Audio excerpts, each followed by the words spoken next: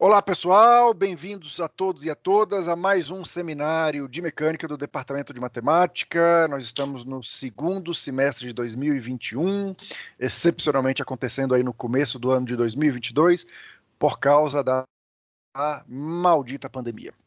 Então, pequenos lembretes, só para deixar tudo claro aqui para vocês. Esses seminários são abertos, públicos, então, por favor, divulguem esses seminários a quem vocês quiserem, tá bom? Se vocês quiserem indicar pessoas, se auto-indicar, por favor, façam-no à vontade. Se vocês não recebem os e-mails de divulgação desse seminário, por favor, coloque o seu e-mail no chat e eu colocarei você na nossa lista de e-mail, tá bom? Esses seminários são gravados e serão publicados no canal do YouTube do Programa de Pós-Graduação em Matemática da UNB. Portanto, se você não quiser ser visto nem ouvido na internet, por favor, desligue seu microfone e sua câmera imediatamente e nós passaremos a sua interação para o palestrante que você fizer aí no chat. Tá bom? A sua permanência significa um consentimento para que essa palestra seja publicada no nosso canal YouTube. Tá bom?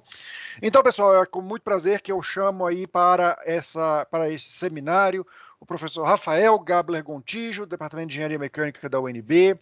Ele vai falar para a gente hoje sobre a modelagem matemática e física da magnetohipertermia, tá bom? É um tema bastante interessante, bastante promissor.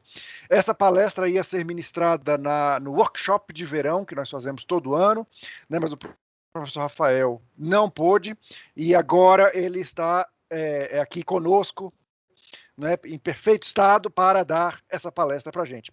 Rafael, muito obrigado por ter aceito nosso convite, é um prazer tê-lo aqui conosco. A palavra está com você, pode começar a sua palestra. Bom, Yureba, muito obrigado pelo convite, né? Eu até comentava com você um pouquinho antes do início da gravação, que essa palestra ela está rondando já assim o meu psiquismo há um bom tempo, né?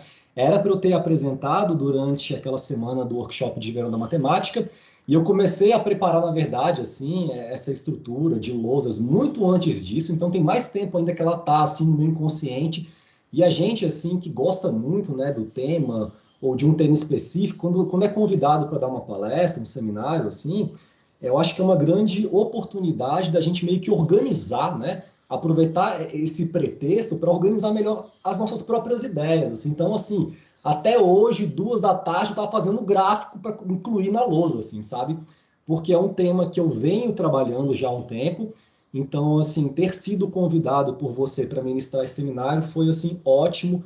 E eu agradeço profundamente, porque não é sempre que a gente tem essa oportunidade de estar, assim, num espaço acadêmico, né, mais direcionado a essa atividade fim. A gente que está aqui na universidade gosta de fazer pesquisa e de ensinar, e nem sempre essa é a realidade dos nossos encontros, né? Muitas vezes é para discutir questões mais operacionais, administrativas. Então, assim, tá aqui num contexto acadêmico mesmo, para falar de um tema que eu gosto bastante, para mim é uma honra, é uma alegria, é um privilégio, é uma satisfação, uma felicidade, então muito obrigado. Enfim, não consegui ministrar essa palestra na época do verão, né? Porque peguei Covid bem na semana, assim. Até pensei, eu estava tão cansado, assim, na época, eu falei, melhor desmarcar porque, né, me recuperei bem, estou ótimo, assim, agora estou na condição de poder falar, né, sobre esse tema de uma maneira mais, assim, presente, com mais energia, então vamos ao que interessa. Eu vou pegar e vou começar a compartilhar, então, uma estrutura que eu preparei, assim, de lousa. Eu não tenho usado mais essa ideia de slide, assim, sabe, em apresentação. Eu nunca gostei muito de PowerPoint. Na verdade, eu tinha uma grande implicância com isso. E aí, sempre dei aula lousa, lousa, lousa. E no lance da pandemia, eu falei, cara, como é que eu posso fugir, assim, né, do PowerPoint? E aí comecei assim, que no fundo você pega a canetinha, você vai lá escrevendo e tal. Então parece um quadro, mas você pode pôr figura. Acaba que assim, parece a mesma coisa que o PowerPoint, mas ele é organizado numa outra filosofia. Então aqui, por exemplo, eu tenho, sei lá, eu preparei acho que umas 8 lousas, né, só para mostrar aqui a estrutura para vocês. 1, 2, 3, 4, 5, como se fosse uma aula, sei lá, tem umas 8 ou 10 lousas, né? 10 lousas, né? Diferentemente daquelas apresentações que, sei lá, tem 50 slides, assim. Mas são lousas grandes, então eu vou meio que entrando na lousa e eu vou dando zoom e vou focando no pedaço da tela que eu quero falar um pouco mais, de tal sorte que isso aqui está meio que a serviço da construção de um discurso, não ao contrário. Então, eu vou usar isso aqui mais ou menos para me guiar e para dar uma referência visual, mas mais importante é a historinha que eu quero contar, então, aqui para vocês, nessa apresentação de hoje. O título, né, da apresentação eu coloquei assim: na busca por uma compreensão multi-escalas da hipertermia magnética. Assim. Então, acho que a primeira questão seria definir o que estamos chamando de magneto-hipertermia. E de maneira bem simples, assim, seria um aquecimento localizado induzido por efeitos de origem magnética. Então, magneto tem a ver com alguma coisa magnética e hipertermia é uma coisa que vai esquentar, assim, né? Então, essa é a palavra, é em torno dessa ideia, desse mecanismo físico de produção, né, de calor, de energia interna, melhor assim, por meio de algum tipo de interação de um campo magnético com material magnético, né?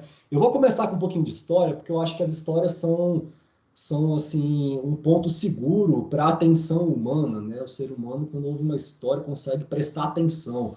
Parece que eu acho que é uma coisa que afasta ele, assim, do vício em telefone celular. Ele olha, né, foca, assim, porque tem aquela cronologia que é tão característica para a mente humana. Então, acho que a história é importante para a gente poder meio que se situar. E a coisa começa, assim, o primeiro artigo que a gente costuma citar nesse tema é esse trabalho aqui, dos anos 50, de 57, que é um artigo bem legal, né, no qual os autores, assim, todo mundo de departamento de medicina, eles estavam estudando esse aquecimento seletivo indutivo de linfonodos. Esse é um trabalho dos anos 50 e eles citam nesse trabalho, assim, mas não tem uma fonte, assim, um artigo científico, que a primeira vez na qual a comunidade médica ouviu falar dessa ideia de talvez você tentar derreter alguns tumores pequenininhos por meio de um aquecimento induzido por campo magnético. Isso foi em 41, mas não tem fonte. Então essa é a primeira fonte assim científica que eu encontrei que referencia esse problema. E aqui, né, eu coloquei até uma figurinha bem pequenininha, tem até um desenho assim de um braço, né, isso daqui é um braço assim, tem esses pontinhos, perdão, esses pontinhos escuros assim, que são linfonodos, e na época os autores assim fizeram um trabalho maravilhoso, que é um trabalho de medicina, mas que parece até de engenharia. Deixa eu ver se eu, inclusive, compartilho aqui o paper, que eu acho que tem algumas imagens tão belas assim que dá para apresentar aqui. Isso aqui é minha pasta pessoal, estava até comentando com o Yuri antes, assim, como é que eu organizo meus artigos. Então tem aqui biblioteca pessoal, papers, magneto e hipertermia. Então esse artigo aqui de 57, né, os caras basicamente pegaram assim regiões, né, de tecidos biológicos com linfonodos e colocaram micropartículas. Isso aqui é clássico. Deixa eu ver se tem aqui. Então partículas micrométricas, tem aqui o tamanho da partícula, né, nas proximidades desses tecidos danificados, assim, e aplicaram então um campo magnético oscilatório, né? E aí, para uma dada frequência, tem aqui, por exemplo, a potência absorvida em miliwatts, né, que depois vai ser dissipada na forma de calor em função do tamanho da partícula. E aí, fizeram uma caracterização do tamanho da partícula, da frequência do campo. É um trabalho bem experimental, assim, para avaliar esse efeito. Porque a ideia, né, que se tinha notícia é de que talvez você esquentar um tecido cancerígeno, assim, num limite específico de temperatura, por um dado tempo, você poderia gerar uma morte do material, do núcleo, da célula cancerígena, e essa célula, então, seria desativada e fagocitada pelas suas células de defesa, né? Então, isso começa para a gente, nos anos 50, com o pessoal da medicina. Um pouquinho depois, né, em 63, a gente tem o Brown já bem num contexto mais assim, o cara da eletrônica, mas assim, é um artigo de física, do Physical Review mesmo, avaliando flutuações térmicas de partículas magnéticas de domínio simples, assim. E aí a primeira ideia que tem aqui dentro é a seguinte: o que é uma partícula magnética de domínio simples, né? A gente entende esses materiais magnéticos, assim, como materiais, de um modo geral, compostos por vários domínios magnéticos. Quando você pega um material responsivo à ação de um campo magnético e você aplica, então, esse campo no material, você gera uma interação do campo externo com alguma coisa muito intrínseca à matéria, na sua microestrutura, nessa orientação dos spins, dos elétrons, numa direção preferencial. Então, você magnetiza o material. O material ferromagnético, aquele quando você tira o campo, ele consegue ainda manter um pouquinho, né, desse alinhamento numa direção preferencial. Então ele está magnetizado, vamos colocar assim. E aí você interpreta, então, essa microestrutura interna de um material magnético como uma composição de vários domínios magnéticos. Um domínio magnético seria um conjunto assim, de átomos que tem assim, uma organização interna, né, no qual eles combinam entre si, que vão apontar numa mesma direção, seus spins, né? Porque é um domínio magnético, né? Então, o Brown, nos anos 60, já estava investigando por uma perspectiva teórica, assim, como que partículas muito pequenininhas, por isso thermal fluctuations, então você teria partículas muito pequenininhas, então single domain particles, né, imersas, por exemplo, num líquido e sofrendo agitações devido a essa flutuação térmica das moléculas do líquido que poderiam afetar a dinâmica da cinemática dessa partícula, assim. Agora, o grande lance acontece um pouco depois, quando num trabalho, na verdade, que não é nem um artigo científico, mas isso aqui é um trabalho da NASA nos anos 60, a NASA interessada em desenvolver um tipo de combustível, assim, líquido, que você pudesse, de repente, direcionar o seu movimento dentro de um foguete para evitar acúmulo, né, de combustível em regiões específicas da nave, num ambiente que não teria gravidade para trazer ela de volta para o tanque, de repente. Ela contratou, assim, uma equipe de cientistas e tal, e dentre esses caras, né, tava lá o Rosenzweig, que acabou virando assim um grande papa dessa área de fluidos magnéticos, e um cara chamado Steven Papel, ele inventou o primeiro ferrofluido, então, para fins de aplicação espacial. Acabou que a NASA, logo em seguida, percebeu assim as vantagens de usar combustíveis sólidos para propulsão e abandonou essa ideia. Mas estava feito já esse material que são os fluidos magnéticos. Então, veja que o primeiro trabalho sobre a ideia de você usar um campo magnético oscilatório,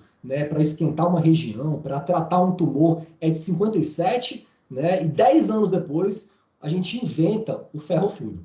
Por isso as partículas daquele artigo eram micrométricas, porque as partículas de fluidos magnéticos, elas são nanométricas, muito menores, tá? E aí com partículas menores a coisa meio que vai, deslancha e começa então a surgir uma área que é essa ferrohidrodinâmica, essa hidrodinâmica de fluidos magnéticos, porque agora tinha um material para poder surgir a área, né? E aí, um outro trabalho interessante vinculado é um trabalho dos anos 80, do Fanning, não sei se é o Fanning ou Fanning que se pronuncia, mas um pessoal da engenharia elétrica, que eles começaram a desenvolver técnicas para a gente poder medir uma propriedade que a gente chama de suscetibilidade complexa em ferrofluidos. Então, vejam que aqui eu meio que puxei de propósito um artigo específico que não fala ainda de MHT, né, mas que está falando de uma coisa que vai ser usada ao longo dessa apresentação para a gente entender melhor o que é essa magnetohipertermia, como ela se manifesta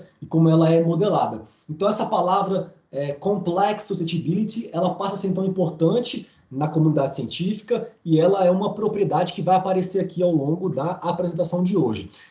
A gente tem nos anos 80, assim, final dos anos 80 e até início dos anos 2000, muitos trabalhos dessa galera do Fanning, assim, só com técnicas experimentais para a gente medir propriedades dinâmicas, magnéticas de ferrofluidos em excitações também dinâmicas. Então, aplica um campo oscilatório, você tem uma excitação ali harmônica no material que vai responder, mas pode responder em outras frequências, porque é complexo, é não linear, tem interação de partícula. Então, essa galera, assim, basicamente desenvolveu muitas técnicas para a gente poder medir também essas propriedades. Aqui eu coloco um trabalho de 2001, que é um trabalho já, assim, computacional, em que o Berkhoff começa a estudar essa propriedade por uma perspectiva, fazendo estudos usando dinâmica de Langevin. Essa palavra também, dinâmica de Langevin, ela é importante no meu trabalho, ela é importante nas ideias assim centrais da palestra de hoje, então eu quis trazer ela já para o nosso discurso. A dinâmica de Langevin é essa filosofia de modelagem matemática de sistemas de partículas que são corpos materiais que obedecem à segunda lei de Newton, mas num contexto em que essas partículas são muito pequenininhas, estão imersas no líquido base, então são sensíveis a esse movimento browniano devido às colisões das moléculas do líquido base, né, constantemente batendo ali na superfície da partícula. Então tem um termo de uma força estocástica ali, uma equação de Langevin, por isso Langevin Dynamics. Então a gente começa nos anos 2000 a usar já computadores para poder avaliar o comportamento microestrutural de fluidos magnéticos, simulando as próprias nanopartículas que compõem o fluido magnético. Tá? Em seguida, eu cito um trabalho do mesmo ano para mostrar que enquanto o pessoal na Alemanha, lá, o Berkov, estava indo por essa linha computacional, os russos, né, o Zubarev, a Iskakova, estavam já explorando esse mesmo problema, essa mesma propriedade, mas por uma perspectiva teórica, com soluções assintóticas, ultramatemático, assim, o trabalho dessa galera, mas é complementar a esse trabalho de simulação que a gente tinha do Berkov, tá? E tem até hoje, né? Em 2002, o Rosenzweig publica esse artigo, que é um clássico, assim, que ele meio que dá uma organizada, basicamente isso que ele faz, assim, uma organizada em alguns entendimentos teóricos para explicar um pouco melhor esse aquecimento assim de um fluido magnético usando campos magnéticos alternados, tá?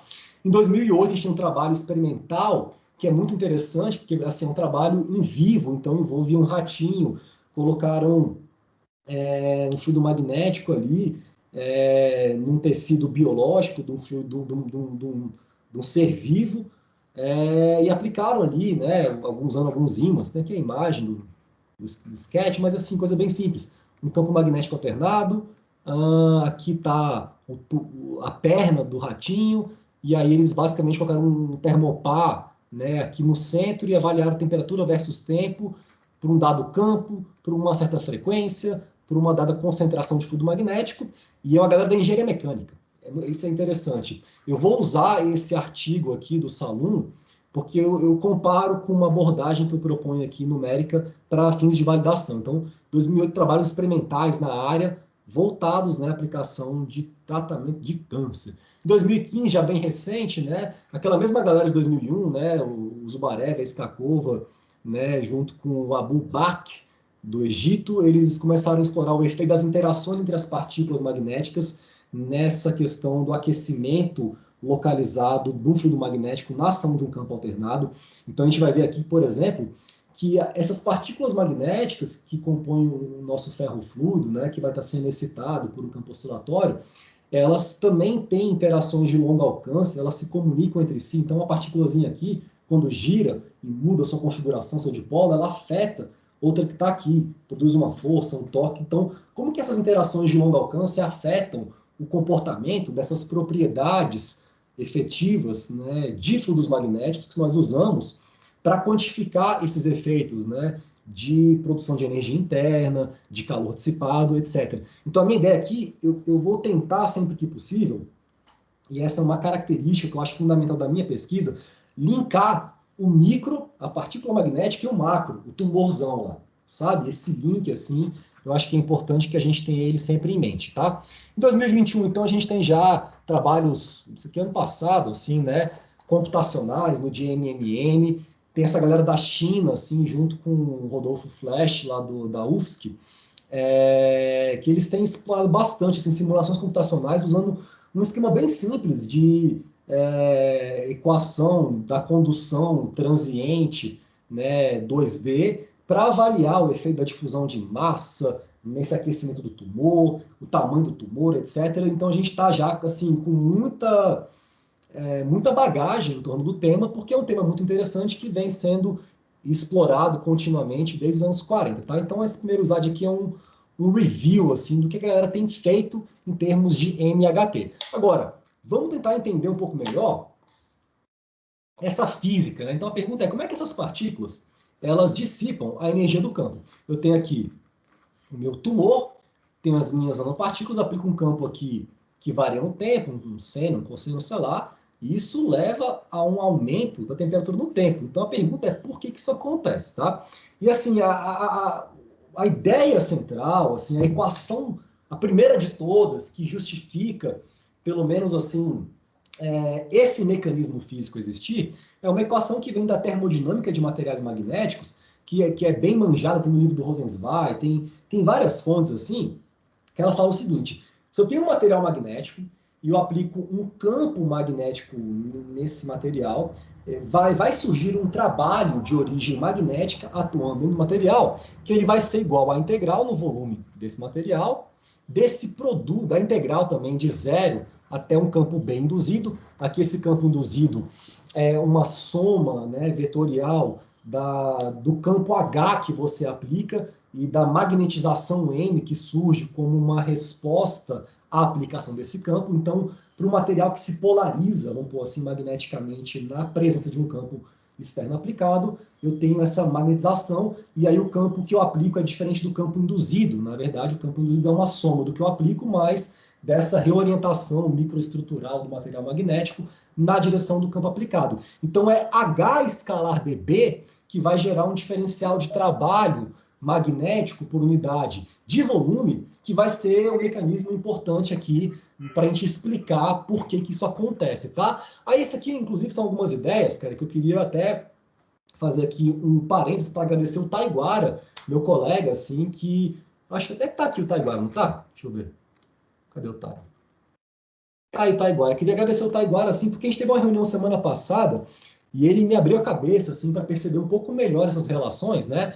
Porque, às vezes, esses termos aqui de trabalho, de produção de energia interna e tal, eles, às vezes, são escritos já numa versão bem, assim, simplificada mais para frente, que o cara já fez várias hipóteses em cima dessa equação original e chega lá meio que mostra, tá? Então, é H escalar dB o termo que vai gerar esse escalar, que é um trabalho por unidade de volume, vinculado a essas forças magnéticas que surgem no material, que tem lá uma capacidade de responder a um campo magnético e é excitado. Então, essa interação gera movimentos internos no material, isso gera um trabalho de origem magnética. Agora, dB seria um dm mais um dH, então posso quebrar essa integral em duas. Aqui eu teria um H escalar dH, H escalar dH é um d de H ao quadrado sobre 2, é um diferencial exato. Então, se eu considero que eu estou variando, por exemplo, de 0 a H o meu campo, mas num ciclo, né, de campo magnético, então, num ciclo, esse diferencial exato ele é zero, tá? Então, isso aqui estaria já aplicado a um contexto de você avaliar o trabalho magnético produzido por efeitos de excitação externa, campo-partícula, num ciclo de campo, tá? Então, sobra H escalar dm, tá? Aqui, ou seja, são essas variações de magnetização do material que vão, então, estar vinculadas a essa produção de trabalho que vai acabar gerando um aquecimento localizado, tá? Se a gente integra por partes essa equação H escalar dm, eu tenho aqui H escalar m, né, de entre 1 e 2, menos M0 M escalar dH. E aí, olha que interessante, se eu pego aqui, por exemplo, e considero um ciclo, eu tenho aqui, suponha, sei lá, peguei uma função cosseno e seno, peguei duas funções assim harmônicas que tem uma defasagem constante entre elas, mas qualquer tipo de função harmônica, né, que tem uma defasagem constante, isso aqui vai funcionar. Então, se eu tenho aqui, por exemplo, o azul sendo o campo que eu aplico, o vermelhinho sendo a minha resposta, então, e eu integro entre 1 e 2, esse produto, H escalar M em 1, vai ser igual a H escalar M em 2. Então, esse H escalar M é válido entre 1 e 2, ele vai ser nulo se o campo e a magnetização forem ambos, né, ou são ambos funções harmônicas com uma defasagem constante. Isso é importante porque isso é quase que uma coisa assim, assumida a priori pela maioria dos trabalhos que a gente vê em MHT. Isso não é bem assim, né? A gente está aqui assumindo que a magnetização vai responder à excitação do campo sempre com uma defasagem constante, porque isso daí é o que nos diz a equação de relaxação de magnetização, assim. Ela fala isso, mas eu posso ter alguns mecanismos internos atuando no meu ferro fluido que gerem desvios, assim. É que nem quando você pega, por exemplo, sei lá, vai explorar um fluido viscoelástico, esse material que ele tem efeito viscoso, mas tem memória, tem relaxação, tem várias escalas de tempo, e eu excito esse material com uma excitação mecânica de um oscilatório Shear, por exemplo, assim, né? E esse cara ele pode responder em frequências diferentes da frequência de excitação, porque os polímeros esticam, interagem um com o outro, aí tem um tempo de relaxação que depende do tamanho da macromolécula, cada uma tem um tamanhozinho ali às vezes. Então, assim, quando a gente está lidando com materiais assim particulados, né, como é o caso dos fluidos magnéticos, as respostas podem ser muito não lineares, assim. Então existem muitos mecanismos físicos que a gente tem que estar ali ligado. Mas Rafael, eu acho que a gente tem uma pergunta, Caio. opa, massa, eba, bom, perguntas. Oba, tô querendo perguntar há um tempo, mas não consegui Porque eu encontrar não paro de falar, né, nenhuma Caio? pausa na sua fala. Então, se você puder subir um pouquinho a lousa, eu fiquei com uma curiosidade. Dessa Isso na do trabalho, ali em cima. Lá em cima, na verdade, quando você fala B igual a M0, M mais H, lá na direita. e- É, eu faço elétrica, mas eu tinha esquecido ou nunca aprendido o termo de magnetização, porque, sei lá, acho que na maioria das aplicações a gente só bota zero. Para mim, B era M0 vezes H. E é isso. E aí você falou que magnetização, eu esqueci a explicação exata que você deu, mas eu tento fazer sempre um paralelo entre fluido e magnetismo. E você acharia certo dizer que essa magnetização é tipo uma, entre aspas, compressibilidade do fluido? Porque assim, você está aplicando o campo e aí ele não responde, digamos assim, exatamente, né? Ele dissipa um pouco, ou ele reage um pouco. Você acha que faz sentido pensar assim? Cara, eu olharia para a magnetização mais como, assim, no meu contexto, né, de fluidos magnéticos, como é que a gente define essa propriedade? E é a mais importante, tá? Para mim, assim, é a propriedade que gera todo o acoplamento magnético hidrodinâmico dentro desse contexto. Eu gosto de olhar para essa propriedade como sendo, assim, uma média estatística do nível de orientação da resposta dos momentos de dipolo do material em relação a um campo externo aplicado. Então, eu vejo como uma média de cossenos diretores, por exemplo, sabe? Quando todo mundo está alinhado com o campo, eu estou numa condição de saturação. É o máximo que dá para ser. E entre estar desalinhado e estar alinhado, eu tenho valores intermediários. Então, o quanto está entre, sei lá, zero e a saturação é o valor, né, naquele ponto, naquela configuração, para aquele campo, para aquela temperatura, por exemplo, dessa propriedade. Eu não vejo muito assim como compressibilidade. Eu não sei se eu não entendi muito assim como é que você linka isso, assim, sabe? Lembra que div de B é zero, hein, Rafael e Caio? Sim, Como div sim, de B é zero, B é solenoidal, isso. que é o Assim que como... seria num caso de um escoamento incompressível. O que eu acho que está acontecendo é que o div de M não é zero. Ele é menos o div de H para que o div de B seja zero. Exatamente. Então eu acho que não é uma questão de compressibilidade, mas é uma questão de balanceamento entre duas quantidades que tem que se cancelar, no final das contas, né? Isso, Então você isso, transfere uma parte é campo, outra parte é campo induzido pelo material, né? isso. Eu acho que é Mas mais essa alternância aí. isso, eu vejo também assim, talvez essa Que questão, né? massa. Os dois são solenoidais, assim, né? Mas são solenoidais se o fluido for incompressível. Então, a compressibilidade do fluido leva essa solenoidade do campo de velocidade. É uma coisa que aparece parecido no B e o M está ali dentro, mas eu não vejo tão direto. Eu acho que está muito, sabe? É como se a gente tivesse um tubo flexível, não é? Que a vazão nesse tubo é constante, mas como você pode ter um tubo flexível, você E, pode dar uma estenose, não, como é que chama? Uma dilatação, estenose que eu acho que chama, né? uhum, Você dilata a parede de um tubo e no outro você vai diminuir um pouco o fluxo, porque você tem que compensar que div U é zero em tudo que é lugar, né? isso, isso. Assim como se você aplica um campo magnético no material magnético, né? Mas entre esse campo sair do teu ímã, por exemplo, e chegar no ferrofluido, tem o ar ali. E o ar não é magnético, assim como o ferrofluido é, né? Não é um material magnético. Então, assim, quando você tem esse campo induzido, que ele vem vindo do meio não magnético, e ele penetra no meio magnético, jumpeia, pula para dentro, nessa interface o B se conserva.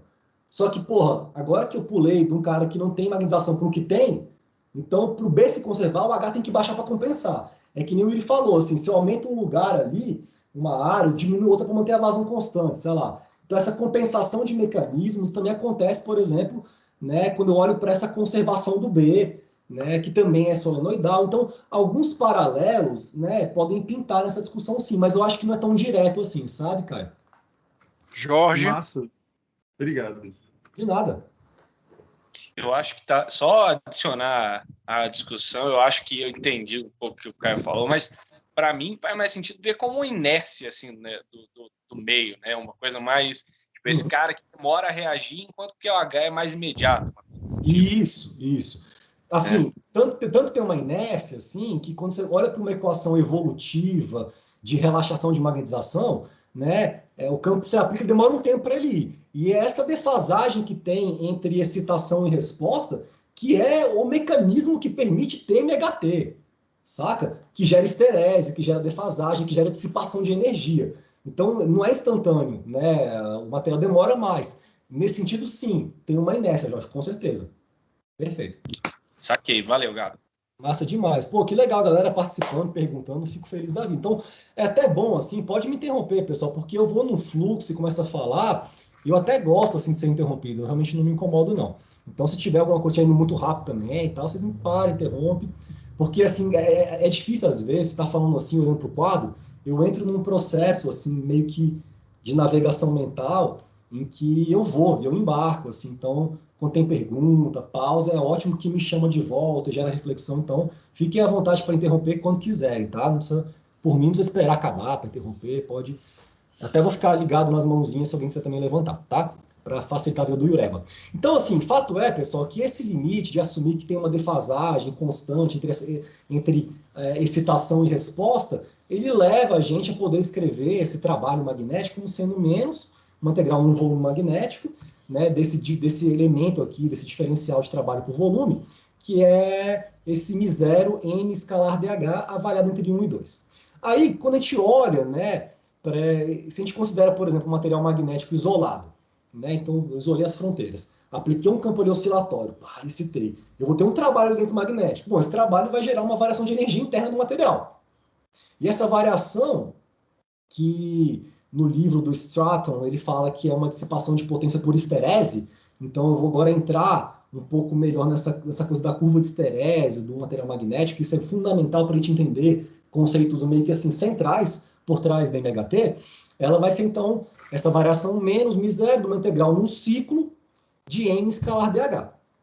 Todo mundo aqui já viu, né, um comportamento, imagino, de uma curva de esterese, assim. Esterese é uma coisa assim que você vê num curso, sei lá, de eletromagnetismo, porque é muito, né, clássico, mas é uma coisa, a palavra esterese, ela transcende assim para outros contextos, tem a ver com alguma coisa que, alguma modificação permanente que se fez. Aqui no caso, essa modificação é a magnetização, mas poderia ser uma outra coisa. Então a esterese é meio que um mecanismo geral da física que está associada com irreversibilidades. Então se eu pego, por exemplo, eu começo no estado aqui zero, né?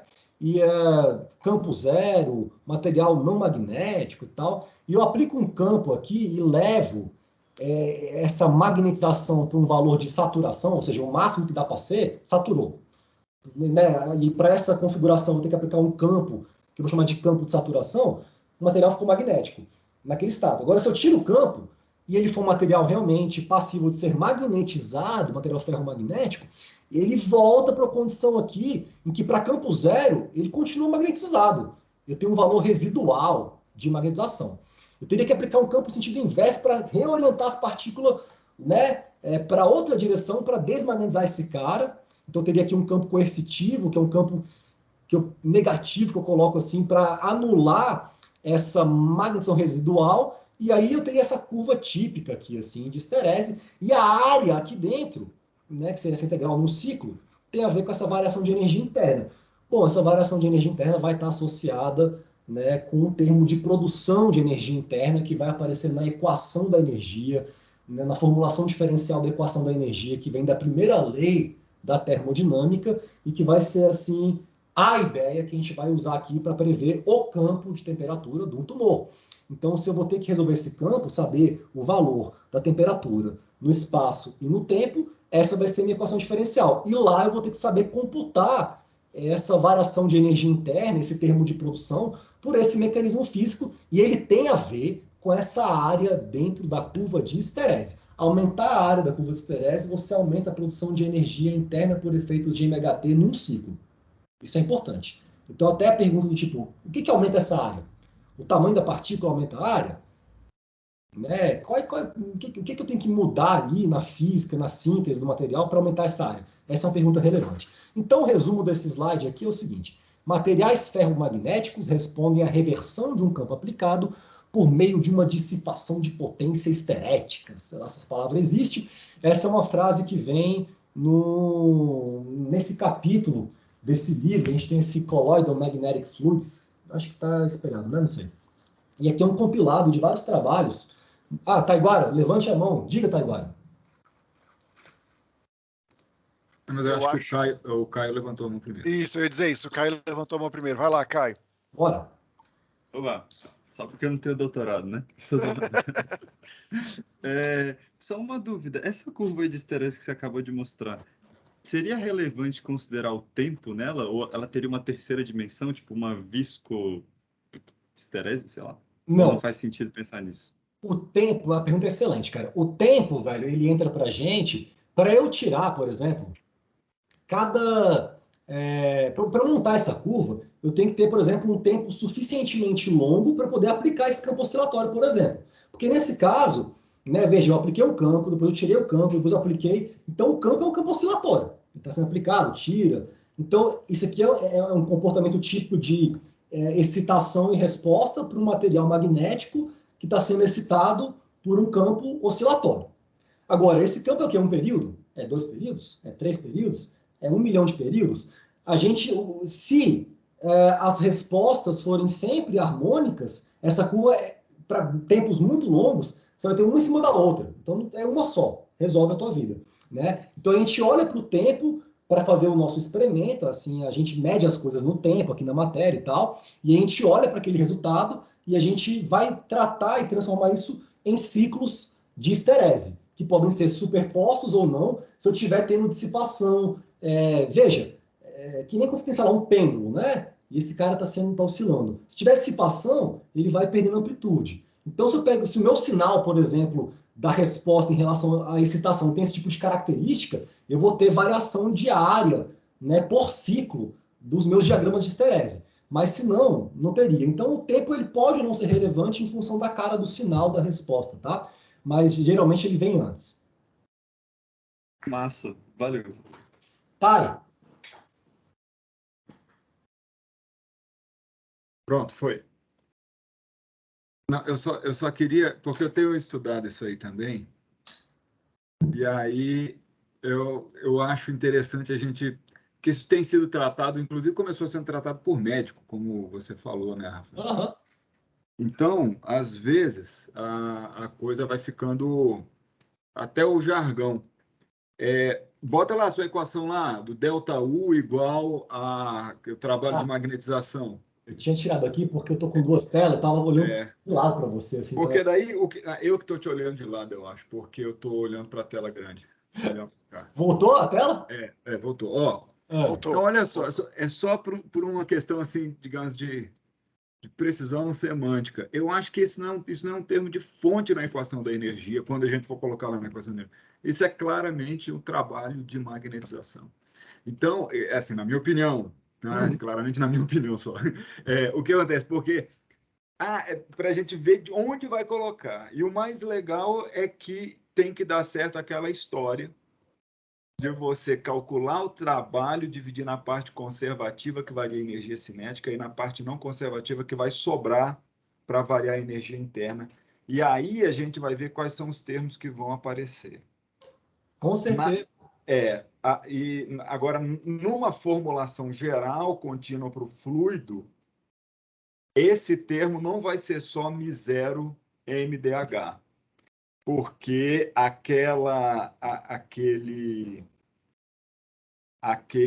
tanto HDH como o μ0HM, eles não vão, você não vai ter nenhum motivo para desprezar. Uhum. Você entendeu? Uhum. Então, quando a gente chegar lá na equação da energia, a gente vai ter que considerar o trabalho de magnetização na forma da primeira equação que você colocou. Porque a gente não tem nenhuma ideia, ou melhor, a gente não tem nenhum argumento para jogar nada fora. É tudo trabalho. Perfeito, perfeito. É tudo trabalho. E eu confundi isso muito.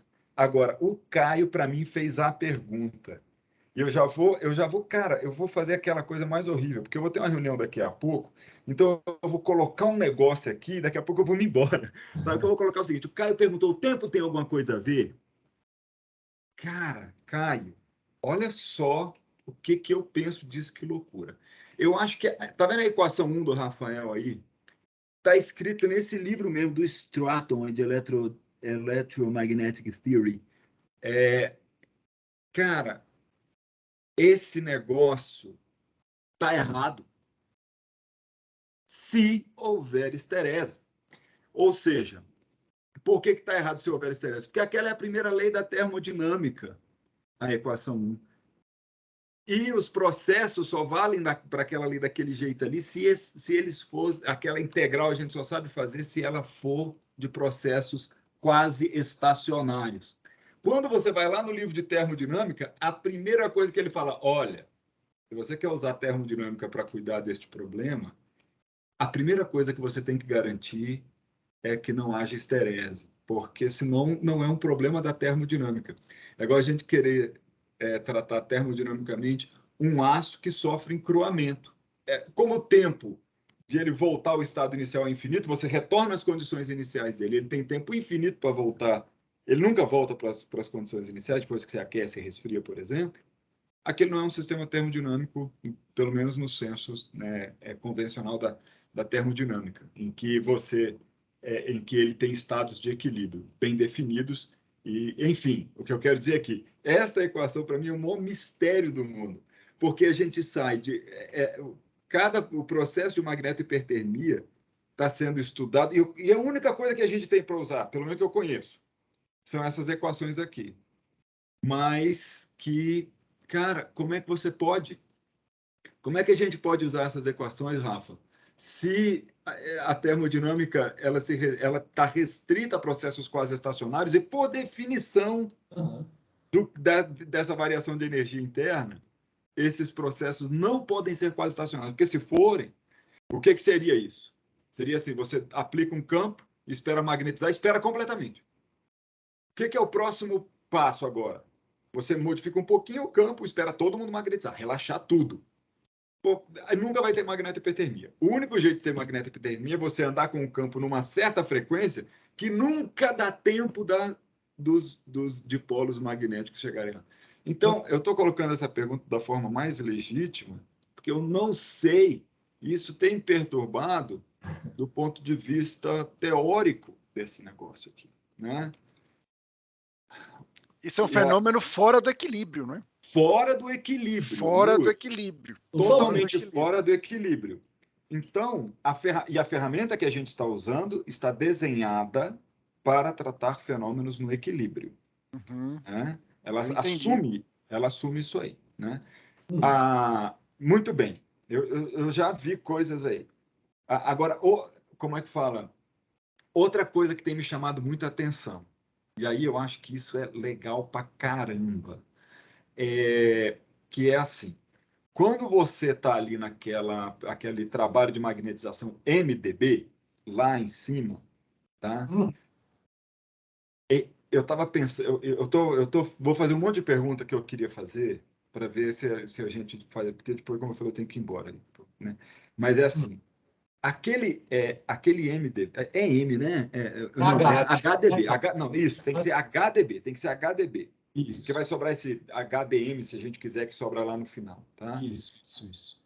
O H, olha lá, o H faz o papel da pressão. O H é uma pressão para esse sistema termodinâmico. Eu estou fazendo um paralelo, porque todo trabalho na termodinâmica pode ser escrito como uma pressão generalizada, vezes um deslocamento generalizado. Então, a gente tem uma pressão generalizada, que é o H. O deslocamento generalizado é o DM. Tá? O que é uma máquina térmica? Eu vou dizer daqui a pouco que você está fazendo uma máquina térmica aí no seu negócio. Uma máquina térmica, você muda a pressão. Não, a pressão deixa ela trocar calor com alguém. Aí depois você muda a pressão, realizando o trabalho naquela máquina e deixa ela trocar calor com outro reservatório. Isso. E depois você deixa o seu sistema realizar trabalho para você, trocando calor, sem trocar calor, tá? Então, o que eu estou querendo dizer? Que, na verdade, o processo de magnetohipertermia é análogo a uma máquina térmica. Uhum. E aí eu já estou tentando desenhar o que seria uma resposta para a minha própria pergunta, mas lá pela frente, lá que eu ainda não sei responder. Eu só estou dando o que eu estou pensando, como se isso aqui fosse... Você entendeu? E que tenho trabalhado sobre isso. Então, eu desenhei um ciclo que é entre duas linhas de H, eu magnetizo e desmagnetizo. É o meu diagrama PV do ciclo térmico, da máquina térmica.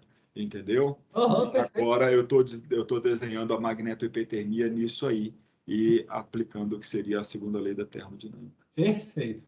Loucura, né, brother? E a área interna do diagrama PV é o trabalho, né? Do ciclo. Assim, a área também de esterese é esse trabalho também, assim, né? Que vai ser trabalho. A gente tem que compatibilizar. Agora, eu só não sei compatibilizar até agora a questão do espaço de tempo. Pô, desculpa, a minha pergunta ficou mais uma falatória. Não, mas assim, eu quero agora fazer uma réplica, né? Como é que é? Você falou muita coisa interessante, velho. Assim, eu acho, cara, quando você olha para essa equação 1, M0, MDH, isso parece muito a força de Kelvin, né? M escalar DH e tal, e trabalho tem a ver com força, né? Deslocamento e tal. E para você deduzir a equação da energia, você tem aquele termo sigma, dot, dot, grade V e tal.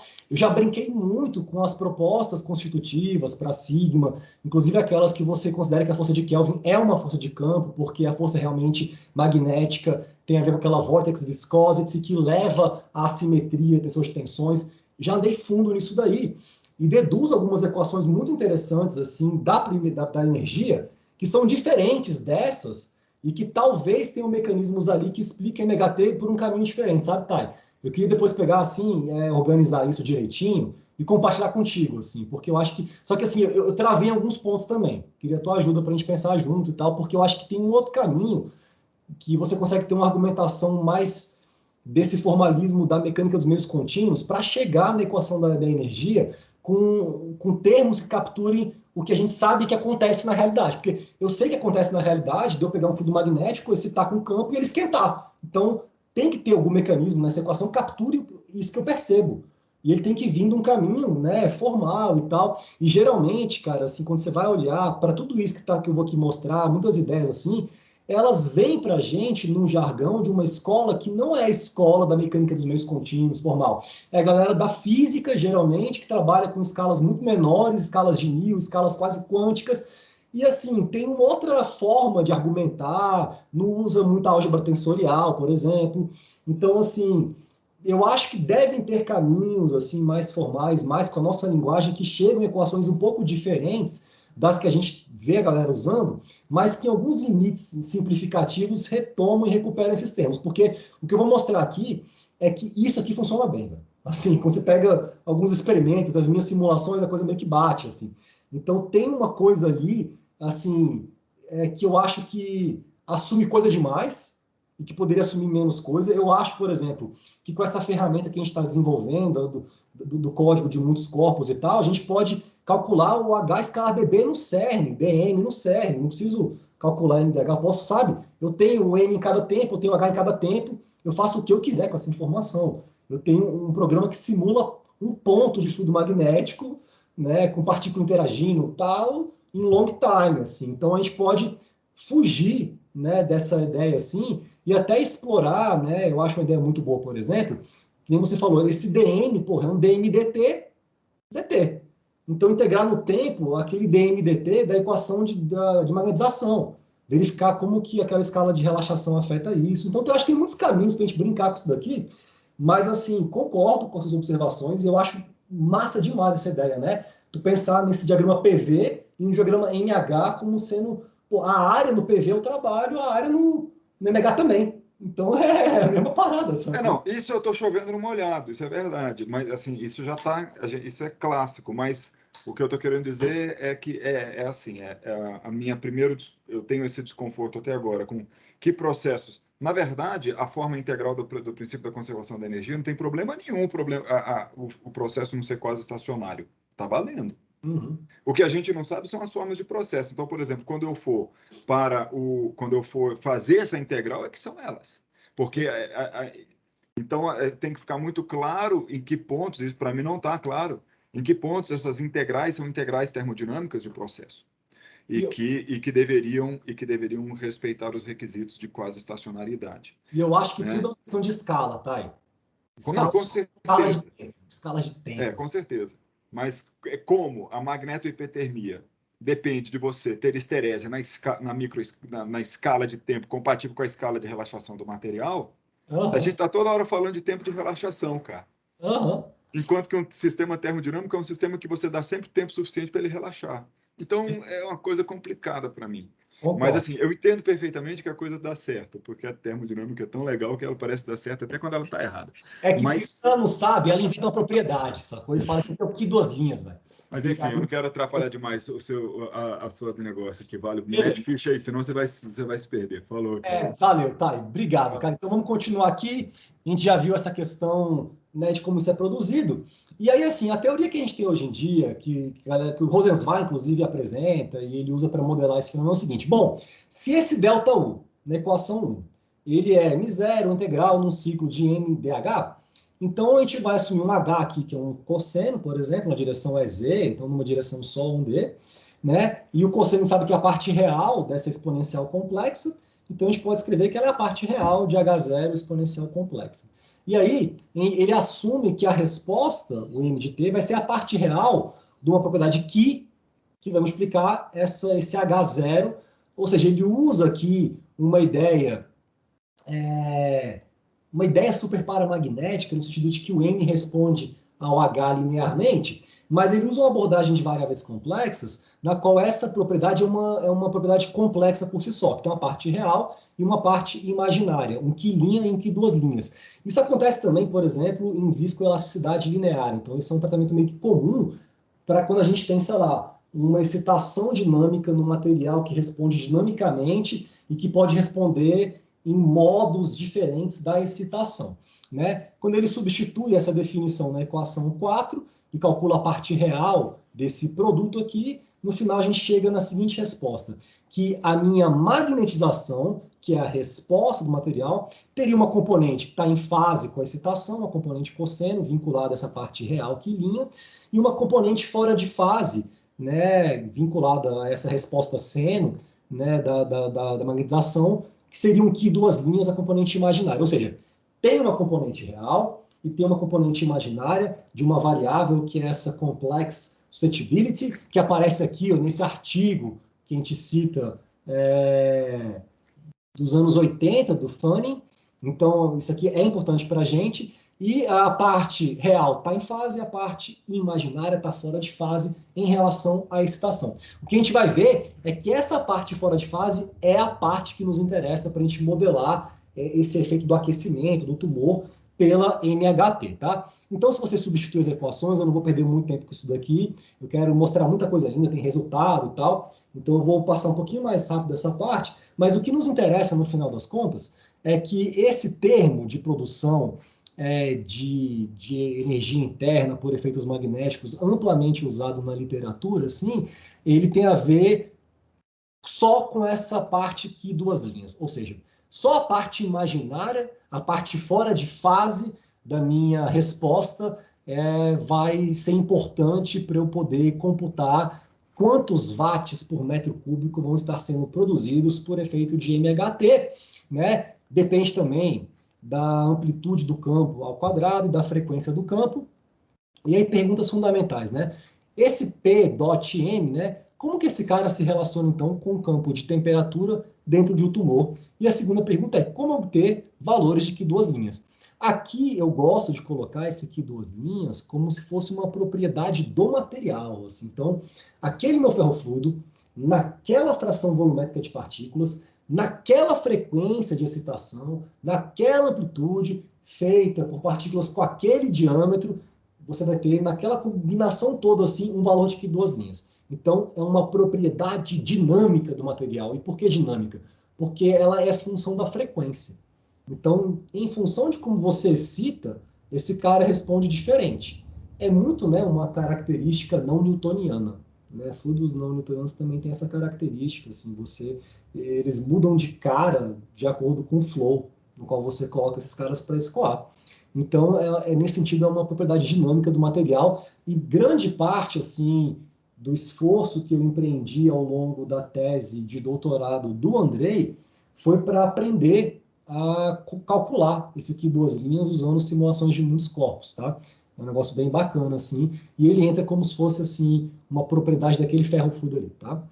Bom, a pergunta 1, a equação da energia para um tecido vivo, na ação de um termo de indução magnética, a gente usa o que o pessoal tem usado, assim, recentemente, aquela galera aqui, ó, do trabalho de 2021, mais recente, né, que está fazendo simulação desse problema, assim, já do campo de temperatura, eles usam essa ideia da equação biológica da difusão de calor, né? A gente tem um termo aqui de uma energia armazenada, o termo transiente, o termo de difusão de calor. Esse KT é a condutividade do tecido, então a gente tem que saber as propriedades do tecido saudável, do tecido cancerígeno, a condutividade térmica, a massa específica, o calor específico, etc. Temos um termo fonte de geração metabólica, porque as células, né, estão sempre dissipando energia, esquentando você e tal, para você ficar vivo, fazendo reações químicas. Esse é um termo constante. A gente tem um termo 4, que seria aquele próprio PM, um termo de geração, que é como ele tem sido tratado, assim, historicamente.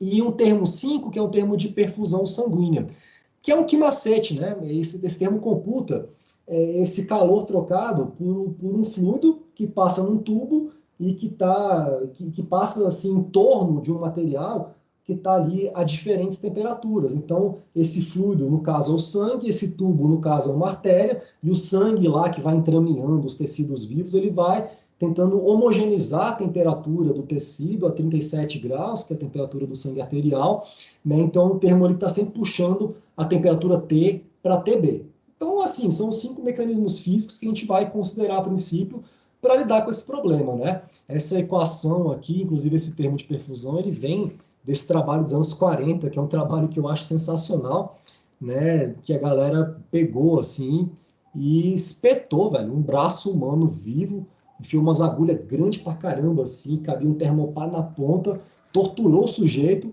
para saber como é que tinha essa distribuição de temperatura, como é que ela variava em função do espaço e tal.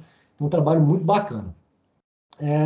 Bom, e agora a segunda pergunta, como é que a gente obtém que linha e que 2 linhas para diferentes estações? Então aqui eu pus uma tabelinha, assim, brincando, porque eu tenho mexido bastante ultimamente com essa ideia de comparar, por exemplo, um campo oscilatório e um campo, sei lá, rotativo.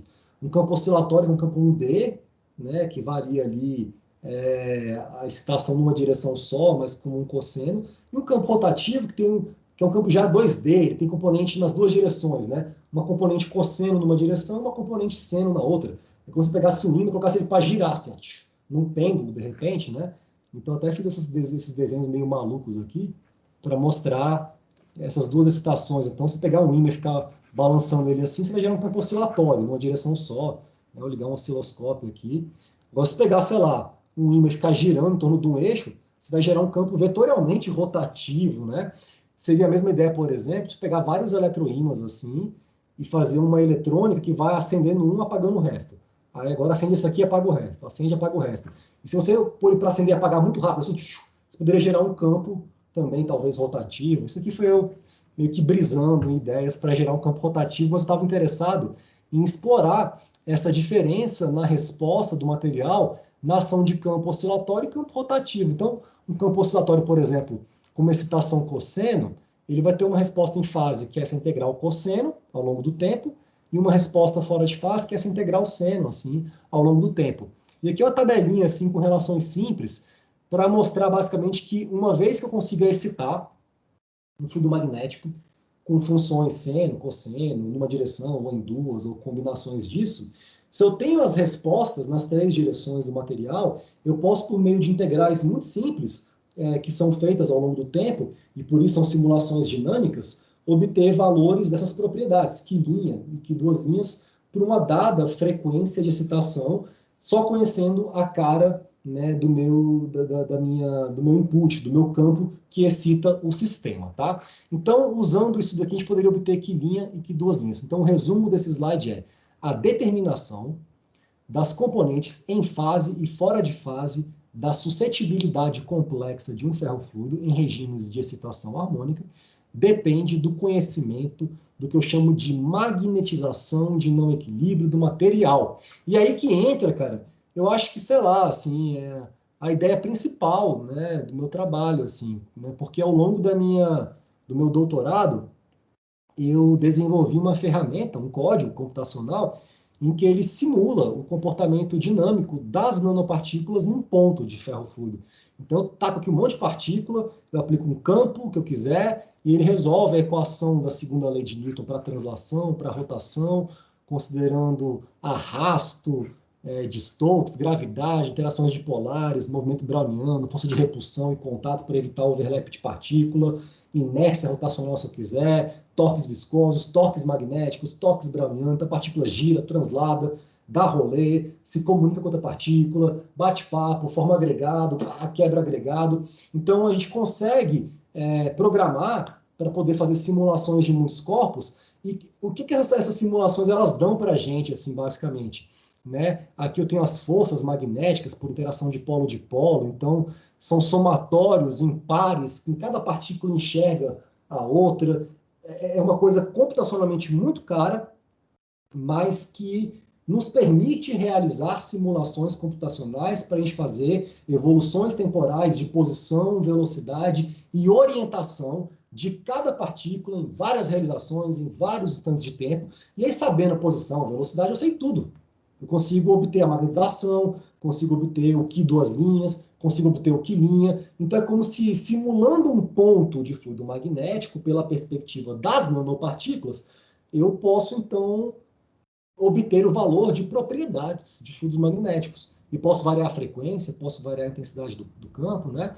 Então, a gente tem alguns parâmetrozinhos aqui que aparecem para a gente, né? O alfa, por exemplo, é essa razão, né, da energia do campo em relação à energia browniana. Então, quanto maior o alfa, mais intenso o campo magnético atuando ali no material. E esse campo magnético ele atua como um mecanismo determinístico, né, que vai estar competindo com o movimento browniano, que tem a ver com o KBT, que está embaixo, que vai querer randomizar os dipolos e bagunçar as partículas e perturbar. Então, se o alfa é muito grande, as partículas vão ser vencidas por um mecanismo determinístico do campo. Se o alfa é pequeno, o movimento browniano vence a batalha, o material quase não se magnetiza, o lambda é um parâmetro de interação partícula-partícula, e então e por aí vai. Jorge, pergunta? Opa, eu tenho sim, Gabriel. Eu sou meio leigo em fluido, então me perdoe se eu fizer algum sacrilégio aqui, mas aí nessa simulação você falou que você está resolvendo para as partículas que são magnéticas, né? E o fluido, ele, nesse caso aí, eu não sei, ele não é só partícula magnética, ou é? Perfeito, perfeito. O fluido magnético ele é uma composição de partículas magnéticas sólidas de tamanho nanométrico suspensas num líquido base carreador de origem newtoniana, geralmente um óleo ou água, por exemplo. E aí a pergunta é, porra, então como é que as partículas mexem, o fluido não mexe? Como é que você está computando isso, né? É isso mesmo, é uma excelente pergunta, já vou te responder então. Cara, até, velho, 2000 e pouco, assim, até quando eu entrei no meu doutorado, que foi em 2009, todos os trabalhos que eu via de simulação computacional de microestrutura de fluidos magnéticos negligenciavam a existência do fluido, assim, a menos pela computação de um pequeno arrasto de Stokes atuando em cima da partícula. Mas esse efeito de uma partícula magnética se movimentar e deslocar o fluido, e esse deslocamento de fluido perturbar uma que está aqui, induzir um campo de velocidade local e tal, que a gente chama de interação hidrodinâmica, até quando eu comecei a fazer a minha tese, isso não aparecia. A minha tese foi para fazer isso, na verdade. Assim, foi implementar esse mecanismo das interações hidrodinâmicas, juntamente com interações dipolares, para poder avaliar o efeito que ele teria na alteração dessas propriedades efetivas de fluidos magnéticos, né? E aí, assim, o trabalho principal que veio disso é isso daqui, quer ver? Deixa eu mostrar para você. Foi um artigo de 2017 que a gente publicou no Physics of Fluids, e aqui está da minha tese mesmo, e aqui a gente tem a curva que compara o resultado dessa pergunta aqui, que é essa curva, deixa eu achar aqui. Partículas. Já vou chegar lá. Influência. Que é isso daqui, né? O que a gente... Não, calma aí, é esse daqui mesmo? Deixa eu ver se é. Só um segundo. Eu acho que é. Tem umas figuras que são mais lentas. Deixa eu ver. Function. É isso mesmo. Perfeito. Então, esse gráfico aqui é o resumo, tá? O que a gente viu na época, por exemplo, é o seguinte, que você considerar essa interação das partículas magnéticas, né, que deslocam no fluido, essas interações hidrodinâmicas, isso gerava esse comportamento da magnetização da suspensão em função da fração volumétrica nessa linha pontilhada. E não considerar gerava isso daqui. Então, em regimes muito concentrados, tipo 20%, você considerar esse efeito do fluido entre elas, mexendo, gera um desviozinho aqui, velho, sabe, de 15% aqui, percentual, tá, para 20%. Mas para, assim, 5%, 3%, quase não gera. Né? Para as aplicações de MHT, a galera usa 3%, 3,5%, 5%. Então, assim, na prática, você não considerar os detalhes precisos das interações hidrodinâmicas em regimes mais diluídos, não tem muito problema. O meu código ele considera isso, tá? Eu posso ligar e desligar, é muito caro computar isso, a gente faz usando uma estrutura periódica, usando somas de Evaldi, é uma coisa bastante complexa, assim, mas é possível de ser feita e gera pouco impacto, a menos que eu tenha regimes mais concentrados. Então, aqui no primeiro momento, para essa apresentação assim, eu estou colocando os efeitos hidrodinâmicos simplesmente no arrasto de Stokes. É suficiente para essa aplicação aqui, eu vou mostrar para vocês. Beleza? Entendi, show de bola. Eu acho que a gente tem uma pergunta do Lucas. Ele desistiu, Lucas? Na verdade, o Gabriel acabou de responder. Eu queria saber quanta diferença faria deixar as interações hidrodinâmicas ligadas ou desligadas. Ou desligadas, beleza. Agora, eu vou te falar uma coisa, Lucas. Essa diferença que eu mostrei é para magnetização de equilíbrio, que é uma outra propriedade. Eu ainda não investiguei o efeito que ligar ou desligar isso faz nas propriedades no Qi complexo, no Qi linha, no Qi duas linhas. Não fiz ainda, tá? Então, assim, o que eu observo é o seguinte, às vezes, um mecanismo físico, ele, para essa condição de contorno ele é importantíssimo, para outra já pode não ser. Então, às vezes, num campo não oscilatório, esse cara não muda tanto, mas num campo oscilatório pode ser que mude mais. Então, tem que investigar isso aí. Isso está no meu radar, assim, para fazer. É porque é muito caro. Demora um tempão para rodar, sabe? Entendi, não, porque é caríssimo. Ainda mais porque tem a componente browniana, né? E a interação hidrodinâmica também entra no termo browniano, tem que inverter e tudo mais aí que fica... Não, mas eu vou te falar, isso eu nem faço ainda, Lucas. Eu simulo o termo browniano numericamente. Eu não corrijo ele para não ter que inverter matriz, assim. Então, assim, ainda assim, é uma implementação que não é 100% em todos os níveis, não, tá? Ela vai por partes, assim. Eu consigo computar bem o efeito delas na mudança da configuração das partículas. Funciona bem, sei lá, para velocidade média de sedimentação, por exemplo. Tá? Então tem muita coisa para fazer ainda nessa área, Lucas. Entendi, perfeito. Jorge ou não? Não, eu só esqueci de abaixar a mão, vou tirar aqui. Então, beleza. Então, o Rafael, diga. Caio, aqui, eu tenho uma pergunta. Mas essa propriedade que você mediu e viu que só tem diferença caso o grau de compactação seja alto, você está analisando no fluido infinito, né? Com essas condições periódicas aí de boundaries, né? Mas, sei lá, eu imagino que quando você for aplicar para o tumor, né? O fluido não é infinito, ele vai bater ali na veia e, sei lá, talvez ocorra algum efeito, né? Não sei, estou pensando. Não, você está certíssimo, velho. Você está pensando corretamente e é uma observação muito boa, cara, muito boa mesmo. E eu te falo o seguinte, eu coloco esse cara no fluido infinito, periódico, porque eu quero medir uma propriedade. Sacou? Quando eu vou para o tumor, eu vou carregar essa propriedade comigo no termo magnético. mas eu vou considerar a difusão de calor no tecido, a condutividade térmica, as condições de contorno, né, do problema. Então, é como se tivesse... eu tenho, sei lá, um reômetro que eu uso para medir viscosidade. Aí eu monto um setup lá, monto, sei lá, uma plaquinha lá, cisalha e tal, um gap de 1 milímetro para medir a viscosidade. Agora eu uso esse mesmo valor de viscosidade num CFD para simular um escoamento em torno de um tubo. É outra geometria, mudou a fronteira. Mas a propriedade do material é a mesma. Então, propriedades do material não pode depender de parede, de contorno. Então, essa ferramenta para mim serve para eu medir as coisas. Estou medindo propriedades. E aí não posso ter parede mesmo, velho. Senão me atrapalha. Uma propriedade que depende da parede. É até uma questão, quem trabalha com física de suspensões define uma parte ativa da suspensão, que é aquela parte que já não mais é perturbada pelas paredes. Porque a gente não quer parede nisso daqui, sacou? Que massa, legal. Valeu pela explicação, mas... Disponha.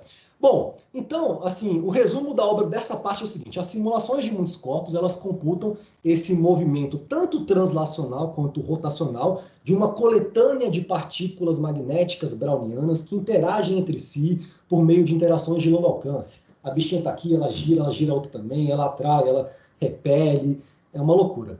As forças e torques por interações dipolares, elas são dependentes da configuração da microestrutura. Então, cada vez que uma partícula mexe, mudou a configuração de todo mundo. E aí, mudou todo o arranjo de forças e de torques de interação de longo alcance, porque mudou a configuração. Então, isso vai evoluindo dinamicamente no tempo. São simulações que eu tenho que simular várias partículas, várias realizações diferentes, com diferentes configurações iniciais aleatórias, com diferentes valores aleatórios usados para modelagem numérica de cada força, de cada torque browniano, em cada direção, em cada time step, para simular esse Brownian motion. Tem que simular vários tempos, vários time steps, isso para definir um ponto num gráfico. Aí fala, beleza, para essa frequência, para esse campo, que 2 linhas vale tanto. Então é uma coisa muito cara, mas a gente está indo na partícula, tá? Então por isso realmente é caro. E aí, a pergunta é, como que a configuração da microestrutura ela vai estar relacionada com essa magnetização? E a resposta é simples. Ela vai ser uma média de cossenos diretores, assim, do alinhamento do dipolo de cada partícula numa direção em relação ao campo. Então aqui, por exemplo, eu tenho esse gráfico, eu tenho aqui, sei lá, numa configuração 1 inicial, cada partícula magnética aponta para um canto, uma para baixo, para cima, gerei um random number das orientações e tal. Esse ponto 1 está bem aqui, ó, no comecinho da curva. Quando você tenta tirar, por exemplo, a média dos cossenos na direção do campo Z, dá uma média muito baixa. Aí, depois de um tempo, as partículas vão se alinhando, tem um torque campo-partícula. Opa, tem muito mais partícula aqui alinhada. O ponto 2 está aqui já. No valor em que 90%, sei lá, das partículas, aqui é 0,9, né, estão alinhadas. Não chegou em 100%, não chegou em MS. Né? Então, essa média dessa orientação das partículas vai me dar essa magnetização. Essa propriedade M de T é a que eu coloco na minha série temporal aqui, ó, para integrar no cosseno tal, e dar o que linha, e dar o que 2 linhas. E é esse aqui 2 linhas que eu vou tacar na equação da energia, para ter o termo magnético. E é isso que vai me dar a temperatura do tumor. Então eu vou lá da partícula, simulo ela, os torques, chego lá no tumor. Tá? A gente vai evoluindo, mudando as escalas. A gente tem algumas soluções assintóticas, para predição desse comportamento dinâmico de magnetização de fluidos magnéticos excitados em campos harmônicos. Então, aqui a gente tem, por exemplo, é até legal como eles colocam isso. A gente tem aqui a magnetização para um certo alfa efetivo em função do tempo. Esse alfa era aquele parâmetro que eu falei, né, que mede a razão da energia do campo em relação à energia browniana. Então, se o campo varia no tempo, esse alfa varia no tempo, esse alfa efetivo. E existe uma equação de evolução para esse alfa efetivo, né, que depende disso daqui, ó, de umas funções de alfa e tal. Então, tem toda uma galera assim, que trabalha com mecânica estatística, com Fokker-Planck e tal, os físicos russos, que eles chegam em algumas expressões assintóticas para regimes diluídos e tal, para poder prever o comportamento de que linha e de que duas linhas em função dessa resposta dinâmica de magnetização. E a boa notícia é que isso funciona bem, né? Veja, aqui eu coloco uma comparação desse meu código de muitos corpos, primeiro num contexto de um trabalho de 2015, em que eu comparo aqui esse valor de equilíbrio da magnetização em função da fração volumétrica.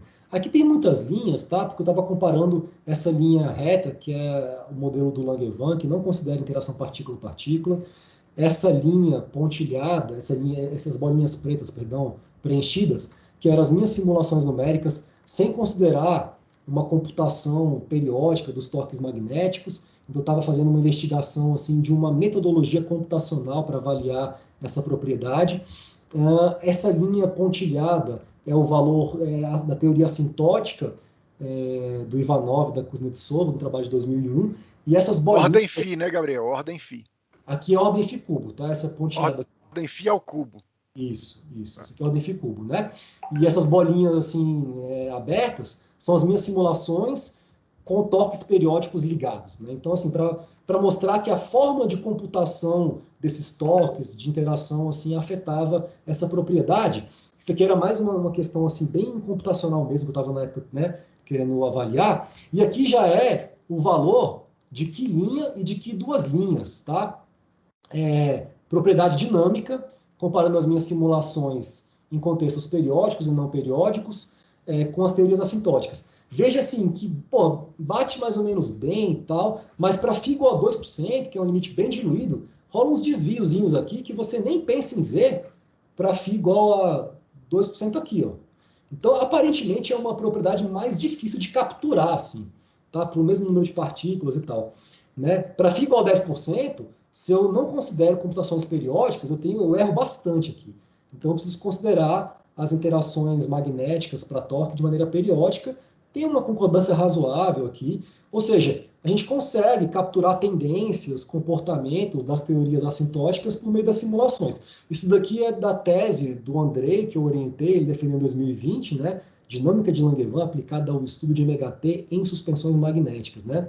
Então, assim, as minhas conclusões é o seguinte, esses desvios que a gente observa entre as soluções numéricas para os casos de toques periódicos e não periódicos ligados e tal, eles são bem menores em baixos φs, né, no caso, por exemplo, do equilíbrio, do que para esses casos de propriedades dinâmicas. Ou seja, aparentemente, parece ser mais difícil computar essas componentes em fase e fora de fase, né, da resposta do meu sistema do que, sei lá, o valor de equilíbrio da minha resposta, da minha magnetização no campo estacionário.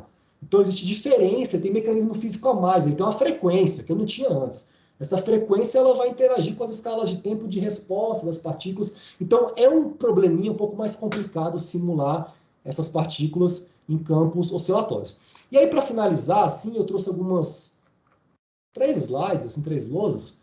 Tentarei ser mais breve. O que a gente tem feito nesse tema, né? Então, o primeiro trabalho mesmo que a gente publicou, assim, nessa linha, foi, primeiro, essa influência das interações hidrodinâmicas, né? Nessa resposta complexa, mas para campos assim oscilatórios, 1D.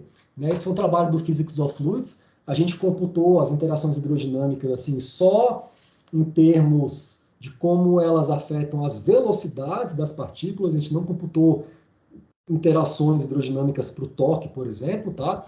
Mas já é um mecanismo físico que altera a configuração da microestrutura, é um modelinho que a gente propôs, e o que a gente observou foi que ligando ou desligando as interações hidrodinâmicas, a gente tem uma diferençazinha nessa resposta aqui, duas linhas, que está bastante assim relacionada com a microestrutura. Então aqui essa linha contínua é com as interações hidrodinâmicas desligadas, e essa linha pontilhada com elas ligadas. As interações hidrodinâmicas, elas têm um caráter mais dispersivo, então elas tendem a gerar ruptura de cadeias, elas meio que dificultam a vida das partículas magnéticas em termos da resposta magnética. Elas quebram cadeias, geram uma microestrutura um pouco mais homogênea, mais espalhada, com menos vazios e agregados, e isso acaba enfraquecendo um pouco essa resposta aqui magnética. Já foi um primeiro achado, foi o primeiro trabalho assim, em que alguém tentou usar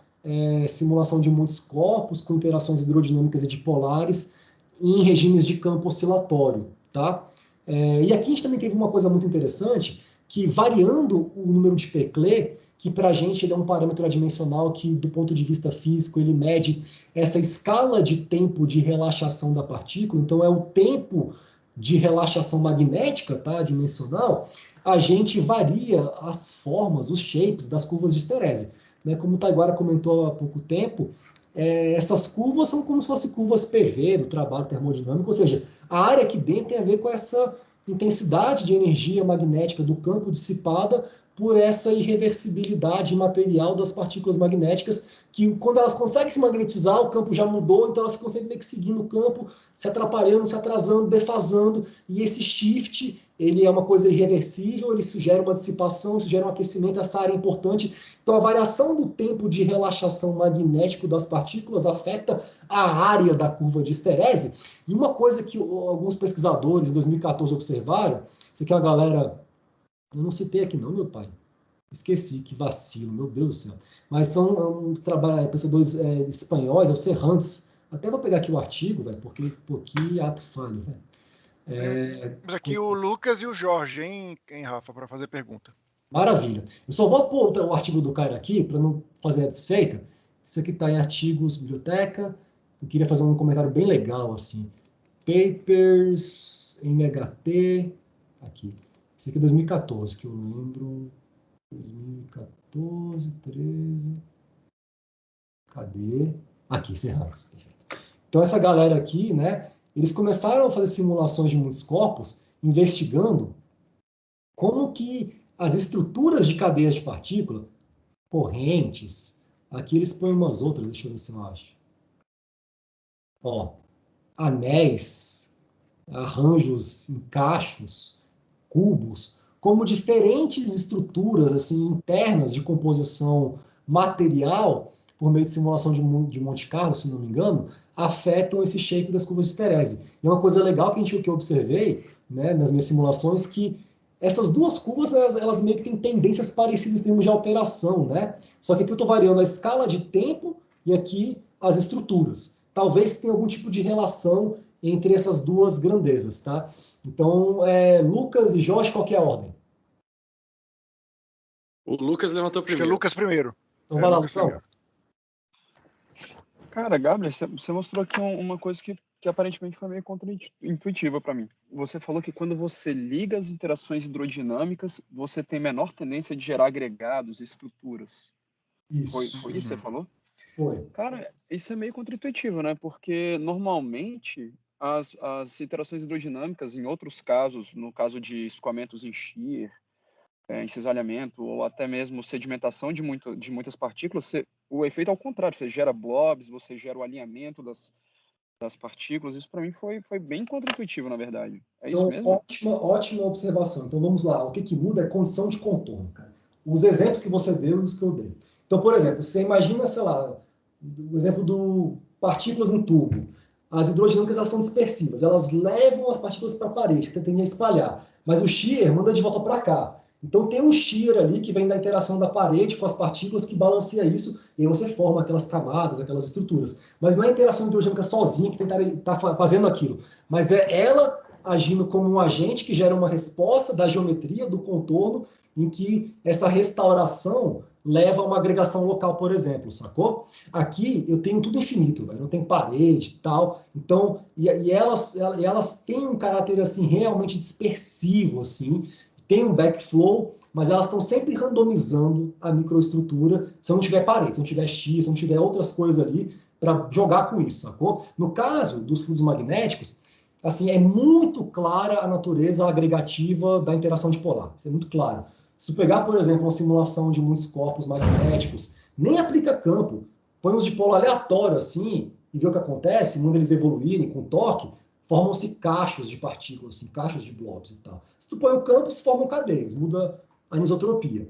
Mas elas naturalmente formam isso. E as hidrodinâmicas, quando competem nesse nível, elas tendem a quebrar, dificultar, dispersar. Isso muda a magnetização, propriedades médias, sempre no sentido de atenuar os efeitos magnéticos, Lucão. Perfeito. foi meio contraintuitivo para mim, mas beleza, bom saber. Interessante. Massa. Jorge? Opa, talvez a minha pergunta tenha sido respondida mais cedo, tenha perdido alguma coisa, mas nessas suas simulações, você está considerando força de contato e a possibilidade de criação dessas estruturas aí? Ou você está considerando um cenário onde o movimento browniano é suficiente para elas nunca entrarem em contato? Como é que é? Perfeito, cara. Eu considero a presença de forças, excelente pergunta, velho, de forças de contato para evitar overlap de partícula, para evitar colisão, tem uma forcinha de Hertz, uma força repulsiva, e tem as forças magnéticas que são muito mais agregativas, né? Então elas formam agregados locais, só que se eu deixo o movimento browniano ligar o tempo inteiro, eles vão ficar formando e quebrando, saca? Uhum. Então, assim, eu mudo a distribuição dinamicamente em torno de um equilíbrio, sacou?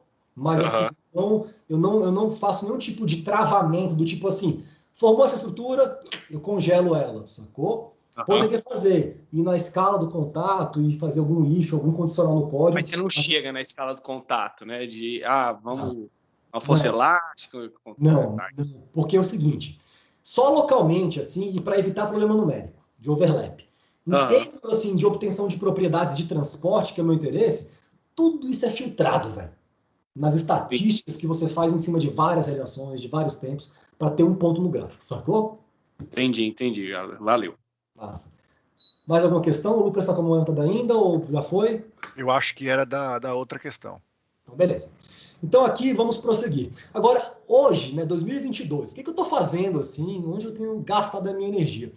Eu estou, cara, tentando explorar, assim, mais em detalhes, primeiro, essa questão de uma abordagem de múltipla escala, assim, de fazer um link micro-macro mais consistente, pegando, então, esses valores de que duas linhas que a gente extrai das simulações de muitos corpos e usando esses caras como input nessa equação aqui da energia com o termo fonte para avaliar o campo de temperatura, saindo da partícula e indo para o tumor mesmo, assim, né? Então aqui eu tenho já, usando diferenças finitas, um códigozinho simples que eu escrevi na pandemia, uma evolução típica já dimensional, então eu escrevi um código todo dimensional para poder facilitar a minha vida quando eu for comparar com esses trabalhos experimentais. Então, isso aqui é a temperatura em graus Celsius, evoluindo ao longo do tempo, em 10 minutos e tal. Aqui eu tenho uma comparação dessa tendência, temperatura por tempo, que os pontinhos, esse é um trabalho experimental, os pontinhos, do Salum, aquele cara de 2008 e tal. E essa linha são as simulações usando diferenças finitas. Tem algumas coisas que eu não entendo ainda, algumas divergências. Tem muito parâmetro que aparece para calibrar. Eu estou, tipo assim, estudando os detalhes. Se você põe, por exemplo, um raio de 5 nanômetros para partícula e um raio de 5,5, muda pra caramba assim, os valores da temperatura. E aí, às vezes, é difícil você obter todas as propriedades, né, desses materiais assim com muita acurácia. Então, estou numa fase ainda assim de estudo, mas eu já consegui ter esse tipo de gráfico assim, usando os mesmos parâmetros que eu encontro de informação no trabalho do Salum no meu código e alimentando ele com que duas linhas extraídas das simulações de muitos corpos, né, transformando aqueles campos dimensionais que o cara usa no laboratório, as frequências dimensionais em Hertz, em valores adimensionais compatíveis com o código, ter esse tipo de resposta. Parece que funciona bem. E o que eu estou agora investigando é essa diferença de eu aplicar um campo oscilatório e um campo rotativo, que é uma coisa que eu achei mal barato. Então, enquanto o campo oscilatório, que esse cara é 1D, um cosseno em EZ, eu tenho aqui essas linhas quadradas, por exemplo, para o comportamento de que duas linhas em função de alfa, o meu campo rotativo vetorial são essas bolinhas aqui. Ó. Então, para baixos valores de campo, é vantajoso usar um campo rotativo em relação ao campo oscilatório, né? O mesmo acontece, a mesma tendência, quando eu investigo como isso varia em termos do Peclet, que é a escala de tempo de relaxação magnética das partículas. Então, partículas que respondem mais rápido, né? Se você está usando essa região aqui, talvez seja mais interessante usar um campo rotativo, mesmo um campo oscilatório, né? E aí, o que a gente fez foi, para regiões aqui do gráfico, né, alfa entre 0,5, Peclet entre 0,4, pegar um caso típico aqui, φ igual a 5%, um campo de 3.000 A por metro, essa frequência já em kHz da excitação, que é uma frequência bem típica de MHT, um diâmetro de partícula de 10 nanômetros, num fluido base aquoso, e tem que ser geralmente aquoso, né? A água está muito mais próxima do nosso sangue do que o óleo, né? Então a gente tem esse tipo de diferença, né? Enquanto o campo oscilatório chega ali a 42 ponto alguma coisinha, o rotativo chega a 45,5. A faixa ideal de MHT que a gente sabe para matar o tumor, galera, tá aqui, velho. 42 a 46. Então, assim, veja que nessa faixa, para essa combinação que é bem realista de parâmetros, é mais vantajoso usar um campo rotativo em vez do campo oscilatório. Agora, pode ser mais difícil construir uma engenhoca que faça ou um imã girar, ou alguma coisa eletrônica que eu não entenda muito bem, que fique ligando bobinas, desligando com o contator para gerar esse efeito em alta frequência, né? 150 kHz é uma frequência alta, talvez por isso a gente não usa muito campo rotativo, mas a teoria mostra que ele parece ser interessante para esse caso. Então a gente está já assim, tentando explorar essa questão dos campos rotativos e oscilatórios por uma perspectiva micro-macro. Então aqui eu até coloquei uma figura que eu achei bem legal, que é o que desenho que fiz, né, no TechPlot, que é assim, aqui para o azulzinho... Diga. Só uma pergunta rápida. Diga. O campo oscilatório seria algo do tipo cosseno de ômega t. E o campo rotativo seria? Seria isso aqui, por exemplo. Ó. Vamos pôr aqui na minha tabelinha. O θ é um seno de ômega t. O θ da orientação do campo. Mostra lá, Rafael. Eu coloco assim, eu quebro duas componentes. Deixa ele mostrar lá que é melhor visualmente isso. Aí, ó. Tá vendo que eu ponho uma função f de t e uma função g de t em duas direções diferentes? Uma é um seno, outra é um cosseno. Então é como se uma componente numa direção vai de 0 a -1 defasada, sacou? Então a partícula o campo fica girando assim. Então é um seno numa direção... saquei. O oscilatório, ele faz a direção, a amplitude mudar. Isso. E o rotativo, numa direção, o rotativo muda a direção, mantendo a norma. Exatamente, seu Yuri. Então é o que eu estou chamando de rotativo e oscilatório, é o jargão que eu escolhi assim, para falar sobre isso, porque isso foi assim, um artigo que eu publiquei com o Andrei, para campo oscilatório, e um referi falou, pô, é campo rotativo, o cara gostou muito do artigo, adorou e tal, você poderia investigar. Eu falei, pô, pode crer, é uma ideia. E agora eu estou fazendo isso, né? E tem uma física bem diferente, as curvas de esterese mudam bastante. Então esse artigo eu estou escrevendo ainda, eu estou colocando isso daqui, mas eu nem publiquei, eu estou escrevendo, estou naquele meu preciosismo final, estou assim, uns 6 meses finalizando esse artigo, sacou? Não acabo nunca. Então, assim, para esse artigo, eu quis focar em fazer essa comparação do campo rotativo oscilatório, mas já linkando com essa ideia do micro e do macro, de usar uma abordagem mista, de pegar essa propriedade aqui, duas linhas das simulações de muitos corpos, de comunicar essa equação da energia, de tentar fazer um esforço para compatibilizar essas coisas adimensionais com essas coisas dimensionais. Está sendo uma coisa que eu estou ainda evoluindo na minha cabeça mesmo, no entendimento, organizando, mas estou muito otimista, porque parece que as coisas estão fazendo sentido, assim, sabe? Em termos do que as pessoas têm medido e têm feito, né? Aqui, olha que legal essa imagem, assim, até fiz para ilustrar, assim, para mostrar, uma imagem ela fala muito, né? Então, assim, é como se eu simulo as partículas aqui, então aqui, sei lá, 5%, então elas tem menos partícula aqui, nessa mesma região de tumor, né? E ele vai lá, 41 graus e tal. Aqui é 15%, tem muito mais partícula. Esse cara vai a 53 graus, nem é desejável, você vai derreter a pessoa aqui. Mas assim, para você mostrar como tem uma correspondência clara, visual mesmo, entre o micro, as partículas, a configuração, a microestrutura, a orientação e o tumor quente, vermelho, azul, esquentando, esfriando, né? Quer dizer, esfriando por enquanto não, tá? Bom, um outro trabalho que eu tenho feito também, cara, em parceria... Rafael, rapidinho, aquelas partículas estão confinadas na região circular ou aquilo ali é só um bounding box visual para gente? Esse é um bounding box visual, elas estão no sentido assim, vamos lá. Quando eu faço simulação... Qual o deslocamento médio delas nessas oscilações? Você tem uma noção de quanto uma partícula se propaga em média com aquelas métricas, por exemplo, que a gente conta naquela nossa conversa lá? Sabe que eu nunca computei isso, cara, para essa simulação. Uma coisa interessante, né? Para saber se tem leakage do ferrofluido do tumor, não é? É uma ideia boa, cara, isso. Mas esse leakage, eu acho que não daria para me dar essa pista, porque assim, o que acontece? Essa imagem, ela é ilustrativa, no sentido de que eu simulo as partículas fora do tumor para obter duas linhas. numa região infinita, periódica, sem parede, para extrair essa propriedade. Quando eu chego no tumor, aí eu tenho uma malha bonitinha, diferenças finitas, em que eu especifico que dentro dessa fronteira esférica eu tenho tumor e fora eu tenho tecido saudável. Então as propriedades mudam, a taxa de perfusão muda, a condutividade térmica muda, eu estou usando valores realistas de tumores mesmo, né, de tecidos saudáveis aqui, e aí eu tenho difusão de calor e perfusão em toda a região. Mas as partículas estão aqui, assim, meramente ilustrativas. Esse líquido, talvez eu teria que fazer algum tipo de modelo de difusão de massa, né, Iureba? Eu não sei, cara.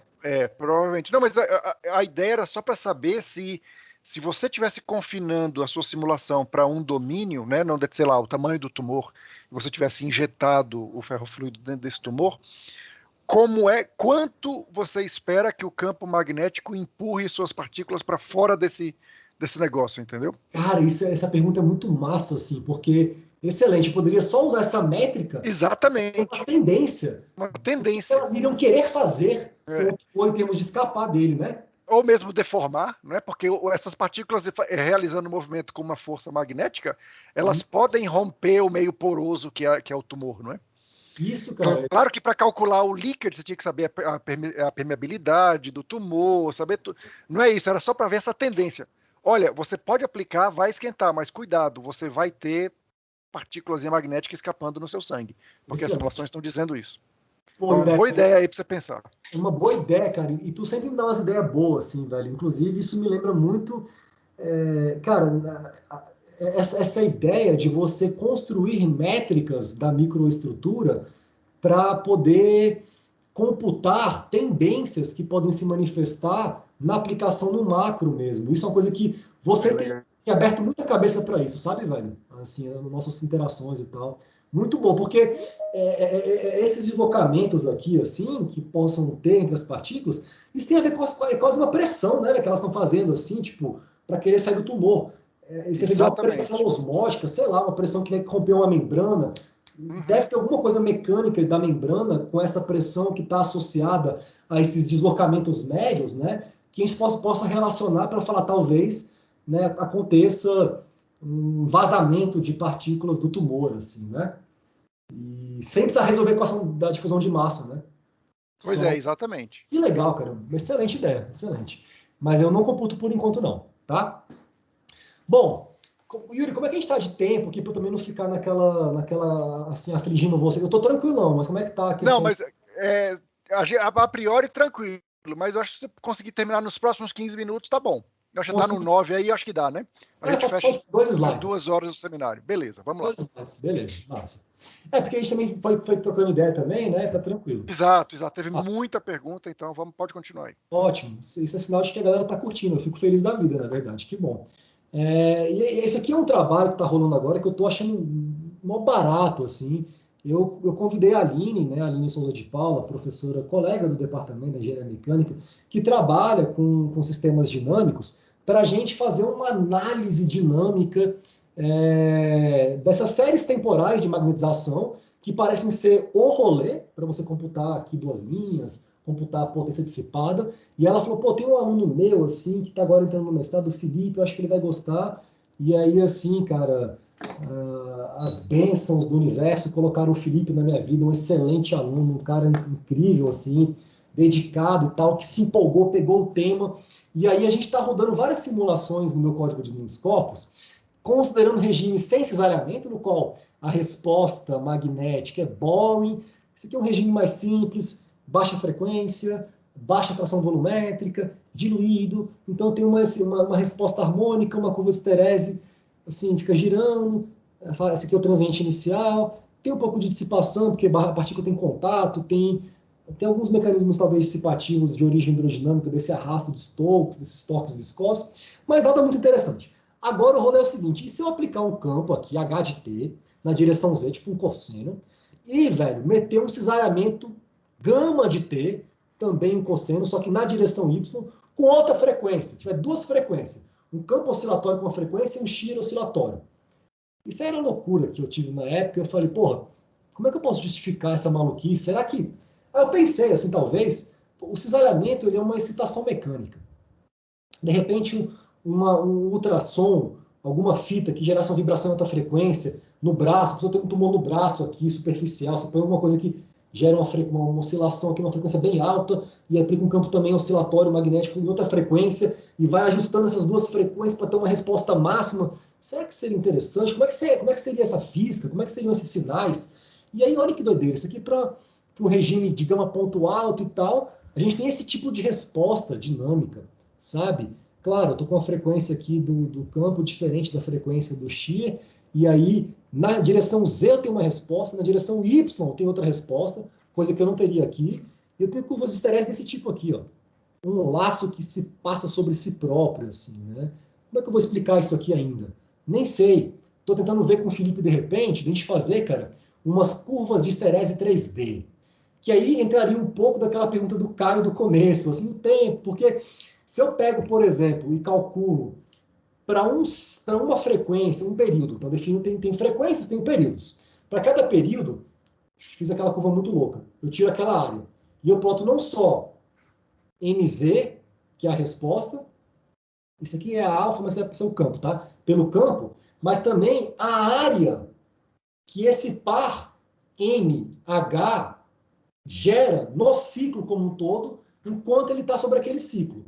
Será que eu conseguiria colocar num terceiro eixo a área de cada ciclo, para eu ver como é que essa área está sendo aumentada, diminuída, como está tendo essa dissipação? Então, estou pensando ainda, velho, de fazer uma curva de esterese 3D, porque aqui tem muita superposição. Porque a cada ciclo aconteceu alguma coisa ali nessa dinâmica que mudou o nível de energia assim, a ser dissipado, né? Num ciclo esterético, sei lá qual é a palavra certa. Então, assim, eu ainda estou tentando explicar isso direito, mas temos abordado esse problema por essa perspectiva incrível de sistemas dinâmicos, assim, né? E recentemente, com o Taiguara e com o Rodrigo, né? Rodrigo Abdo, assim, eu fui da banca de qualificação de doutorado do Rodrigo, outro ser humano maravilhoso, assim, cara, né? Que a natureza divina colocou na minha vida para a gente interagir aí, e que tem, assim, me estimulado muito, porque ele estava investigando um problema de uma bolha, de um fluido magnético, né, no regime de shear oscilatório e tal, na ação de um campo magnético. E o grande lance dele é o seguinte: dentro da gota, o fluido é superparamagnético. Né? Então, aqui dentro, ele responde ao campo H instantaneamente, ele se alinha na hora em relação ao campo. Mas o campo que chega dentro da gota é diferente do campo que vem de fora da gota. Porque entre fora da gota e dentro da gota, eu tenho uma membrana que faz um jump de um material não magnético para um material magnético. E esse jump de propriedades, pela conservação do campo induzido, que é o B, né, se eu não tenho M do lado de fora e tenho um M dentro, então o H tem que mudar para compensar. Então essa gota de fluido magnético gera uma deflexão das linhas de campo magnético dentro dela. E essa deflexão eu posso entender como uma defasagem, talvez. Né? Será que eu teria algum tipo de MHT se eu pegasse uma gota de ferro fluido e colocasse ela para oscilar num campo oscilatório? E aí eu dei essa ideia assim, para o Rodrigo no qualifying dele, e ele se empolgou e foi investigar isso e tal. E a gente tem discutido algumas ideias e tem interagido assim. Né? Aqui é um gráfico da deformação da gota em função de que linha, ou seja, essa cinemática da gota tem uma relação monotônica, determinística, direta com essa componente quilinha, que é a parte real da resposta complexa, que tem a ver com esse armazenamento de energia, enquanto que duas linhas tem a ver com a dissipação, então ele armazena, dissipa, e tem relação monotônica com a deformação. E o mesmo parece acontecer, né, para a resposta, que é o que duas linhas, e aqui para várias frequências. Então a gente está ainda mapeando as relações entre a deformação da gota, a frequência de excitação e a resposta em fase e fora de fase da gota em relação à excitação, porque agora existe essa deflexão das linhas de campo pela existência de uma membrana que separa o material magnético de um material não magnético. Então o trabalho está em andamento e a gente está vendo aqui como que a tensão superficial afeta essa propriedade, o que linha, o que duas linhas. Isso está bem incipiente ainda, mas eu quis trazer para cá essa ideia, assim, que é uma coisa assim muito fresca que está acontecendo aqui agora no nosso departamento. Então, assim, é uma coisa muito boa. A gente está no departamento de engenharia mecânica interagindo com professores colegas, né? O Taiguara da área mais de energia, da área térmica, mas também um grande fluidodinamicista, a Aline da parte de sistemas dinâmicos, eu da parte de MacFlu. No fundo, essas fronteiras, né, para problemas realmente muito interessantes, elas vão se diluindo, né? Essa interdisciplinaridade, ela vem assim, e eu acho muito bonito que a gente está numa fase muito boa de um tema muito interessante, fantástico, que envolve eletromagnetismo, transferência de calor, vibrações, sistemas dinâmicos, fluidos, tudo, velho, né? E que tem uma aplicação nobre e que tem perguntas interessantes e que tem lugares para a gente caminhar dentro desse tema e pessoas próximas na UNB, né? Para poder interagir, brincar, trocar e contribuir também com o avanço desse entendimento vinculado ao tema. Pessoal, eu vou parar por aqui, já falei bastante também. Agradeço enormemente as intervenções, as perguntas, os comentários, e estou aqui aberto para a gente bater um papo, se assim desejarem. Gratidão, pessoal. Rafael, obrigado. Foi sensacional aí sua apresentação. Eu acho que, como você mesmo falou, não é? A quantidade de perguntas que nós tivemos durante o seminário foram muitas, e perguntas boas, né, que levaram muita discussão. Mas se alguém ainda, então, tiver alguma pergunta, alguma dúvida, algum esclarecimento, por favor, comece agora. Ou cálice para não tão cedo. Não, ou então para a próxima. Fique pensando. Isso. Rafael, eu tenho só uma pergunta assim, bem genérica. Você deu bastante importância ao que duas linhas. O que acontece com que linha? Perfeito, cara. O que linha, cara, quando nessa abordagem, Ureba, de você tratar a resposta em termos de uma suscetibilidade complexa que ou tem uma componente em fase ou tem uma fora de fase, parece que não tem o meio do caminho, né? Uhum. Não tem várias escalas de tempo internas e tal, mas nessa abordagem mais grosseira, que é o que tem se usado, assim, a gente interpreta o que linha como um termo de armazenamento de energia. Então ele tem uma relação no sentido de que, bom, a energia que eu vou dissipar eu tive que armazenar antes, então armazena dissipa. Mas não tem uma relação, desculpa, direta entre eles. E assim, eu uso ele para validar o meu modelo, ele bate com as teorias, mas se usa muito pouco, assim, em termos de uma propriedade de transporte efetiva para você realmente quantificar o efeito de produção de energia interna, assim, que não depende dele. Ele quase não aparece, assim, e ele não está tão bem avaliado como que duas linhas, assim, na moda, sabe, Ureba? Entendi. Outra pergunta que eu vi, quando você mostrou, se você puder projetar de novo aquela sua equação, aquela sua solução, já no final, que você mostrou a evolução, não sei se é da temperatura, tem um gráfico lá, que você mostrou que não bateu muito com a simulação das partículas, quando você resolveu o modelo contínuo por diferenças finitas. Isso, aqui. Cadê? Isso aqui, né? Esse. Esse numérico aí, você... Bom, isso aí é experimental, na verdade, não é? Isso. Ah, tá, experimental. Então pode ter outra coisa acontecendo aí. Mas o que eu tô achando estranho é que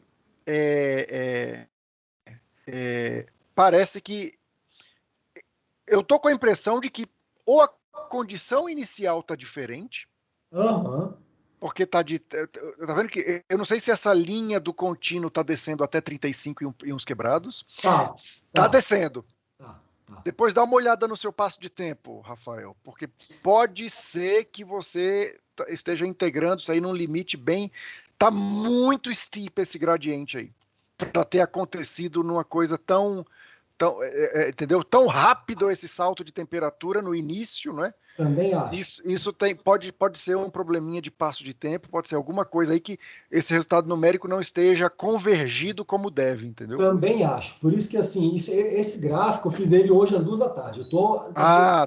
Tudo bem. Estou trabalhando nele. Hoje eu consegui, assim, cara, calibrar os parâmetros que faltam de dados experimentais com relação aos meus métodos para eles estarem na mesma ordem de grandeza.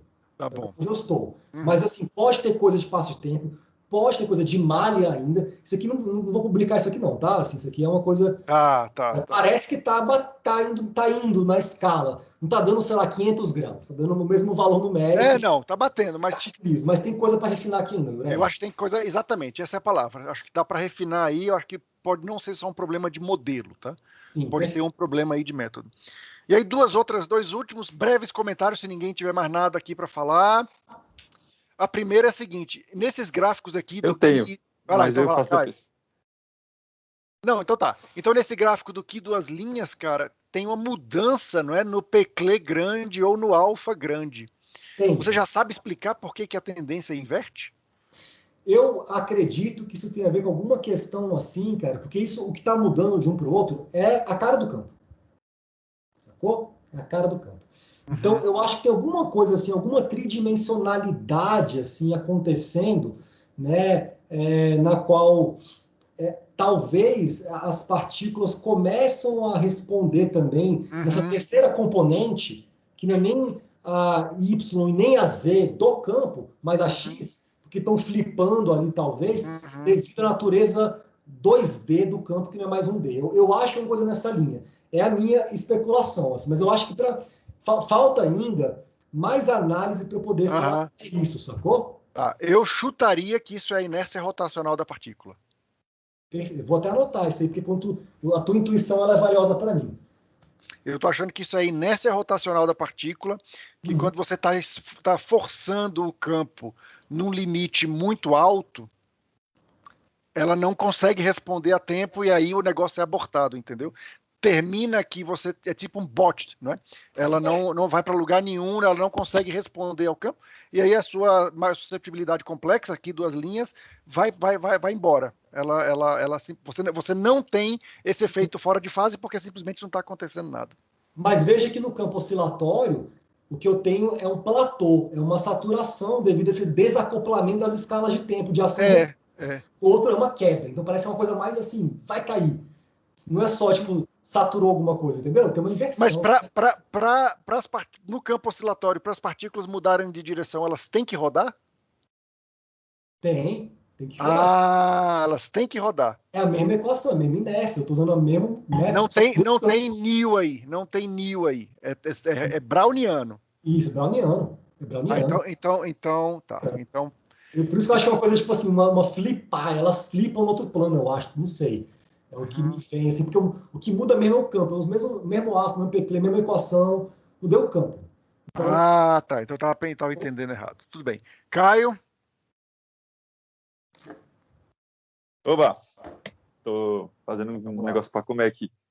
Eu tenho uma dúvida não tão técnica, mais prática. Como que esse ferro fluido chega no meu tumor? Com uma seringa, com uma agulha. Assim. Aí, assim, tem, por exemplo, artigos aqui, ó. Tem esse aqui deixa eu ver qual que é, 2019. Deixa eu ver se é... Tem um artigo que é... Não, também, esse aqui não. Eu vou achar bem rápido, assim. Deixa eu ver se esse aqui... Não, esse aqui também não. Acho que é mais recente. 2021. Deixa eu ver. Aqui, ó. Aqui tem um artigo que o cara coloca e ele avalia... É esse mesmo? Deixa eu ver. Não é esse não, desculpa. Porque esses caras publicaram uns artigos recentemente e eles são todos meio que parecidos, assim, saca? Eu acho que é o mais antigo, acho que isso aqui. Foi 2018. Ó, é isso mesmo, ó. Injetando com uma seringuinha só ou com várias seringuinhas, vários pontos. Então, você pega a seringa e injeta. Se tu fizer isso daqui ou isso daqui, isso pode mudar a distribuição de temperatura também. Aí eles avaliam, né? Por uma seringa no centro, para 4 pontos de calor. Então, o tumor está aqui e os caras vão avaliando. Então, é com uma seringa. Que massa, valeu. Tava me perguntando isso há muito tempo, tipo, como é que ela entra e depois também como é que ela sai do meu corpo, essas nanopartículas? Então, elas são fagocitadas pelas suas células de defesa, tem que ser biocompatíveis, tá? E é o pessoal da farmácia que trabalha com síntese e tal, esse é o rolê deles. Eles fazem, isso existe. Partículas magnéticas biocompatíveis. Que massa. Pode crer, valeu. Beleza. Galera, então, eu acho que Rafael, muitíssimo obrigado. Acho que nós encerramos aqui nosso seminário. Foi sensacional essa palestra. A gente interagiu bastante, muitas dúvidas, muitas perguntas ao longo do seminário. Isso mostra o engajamento aí do pessoal. Obrigado, pessoal. Rafa, quer dizer alguma coisa antes da gente desligar? Cara, quero só agradecer então pelo convite, assim, para mim é sempre um prazer, assim, poder vir aqui falar de um assunto que eu gosto, para pessoas interessadas, que fazem perguntas inteligentes, né, pessoas curiosas, assim, é um prazer. Para mim isso aqui é um lazer, assim, esses momentos. Então chame sempre, estarei sempre disponível, assim, para poder bater esse papo com vocês. Agradeço também, né, as perguntas, as pessoas que interagiram, o Lucas, o Caio, o Jorge, o Taiguara, o Yureba, né? Gratidão. E quem tiver alguma questão assim mais para frente e tal, eu tô por aí, né? Vocês sabem como me encontrar. Tem site, tem YouTube, tem Instagram, tem e-mail, né? Tô aí no mundo. Então, um abraço, galera. Beleza. Obrigadão, Rafael. Obrigado a todos. Vou encerrar a gravação. Um abraço. Até a próxima palestra. Até. Tchau, tchau.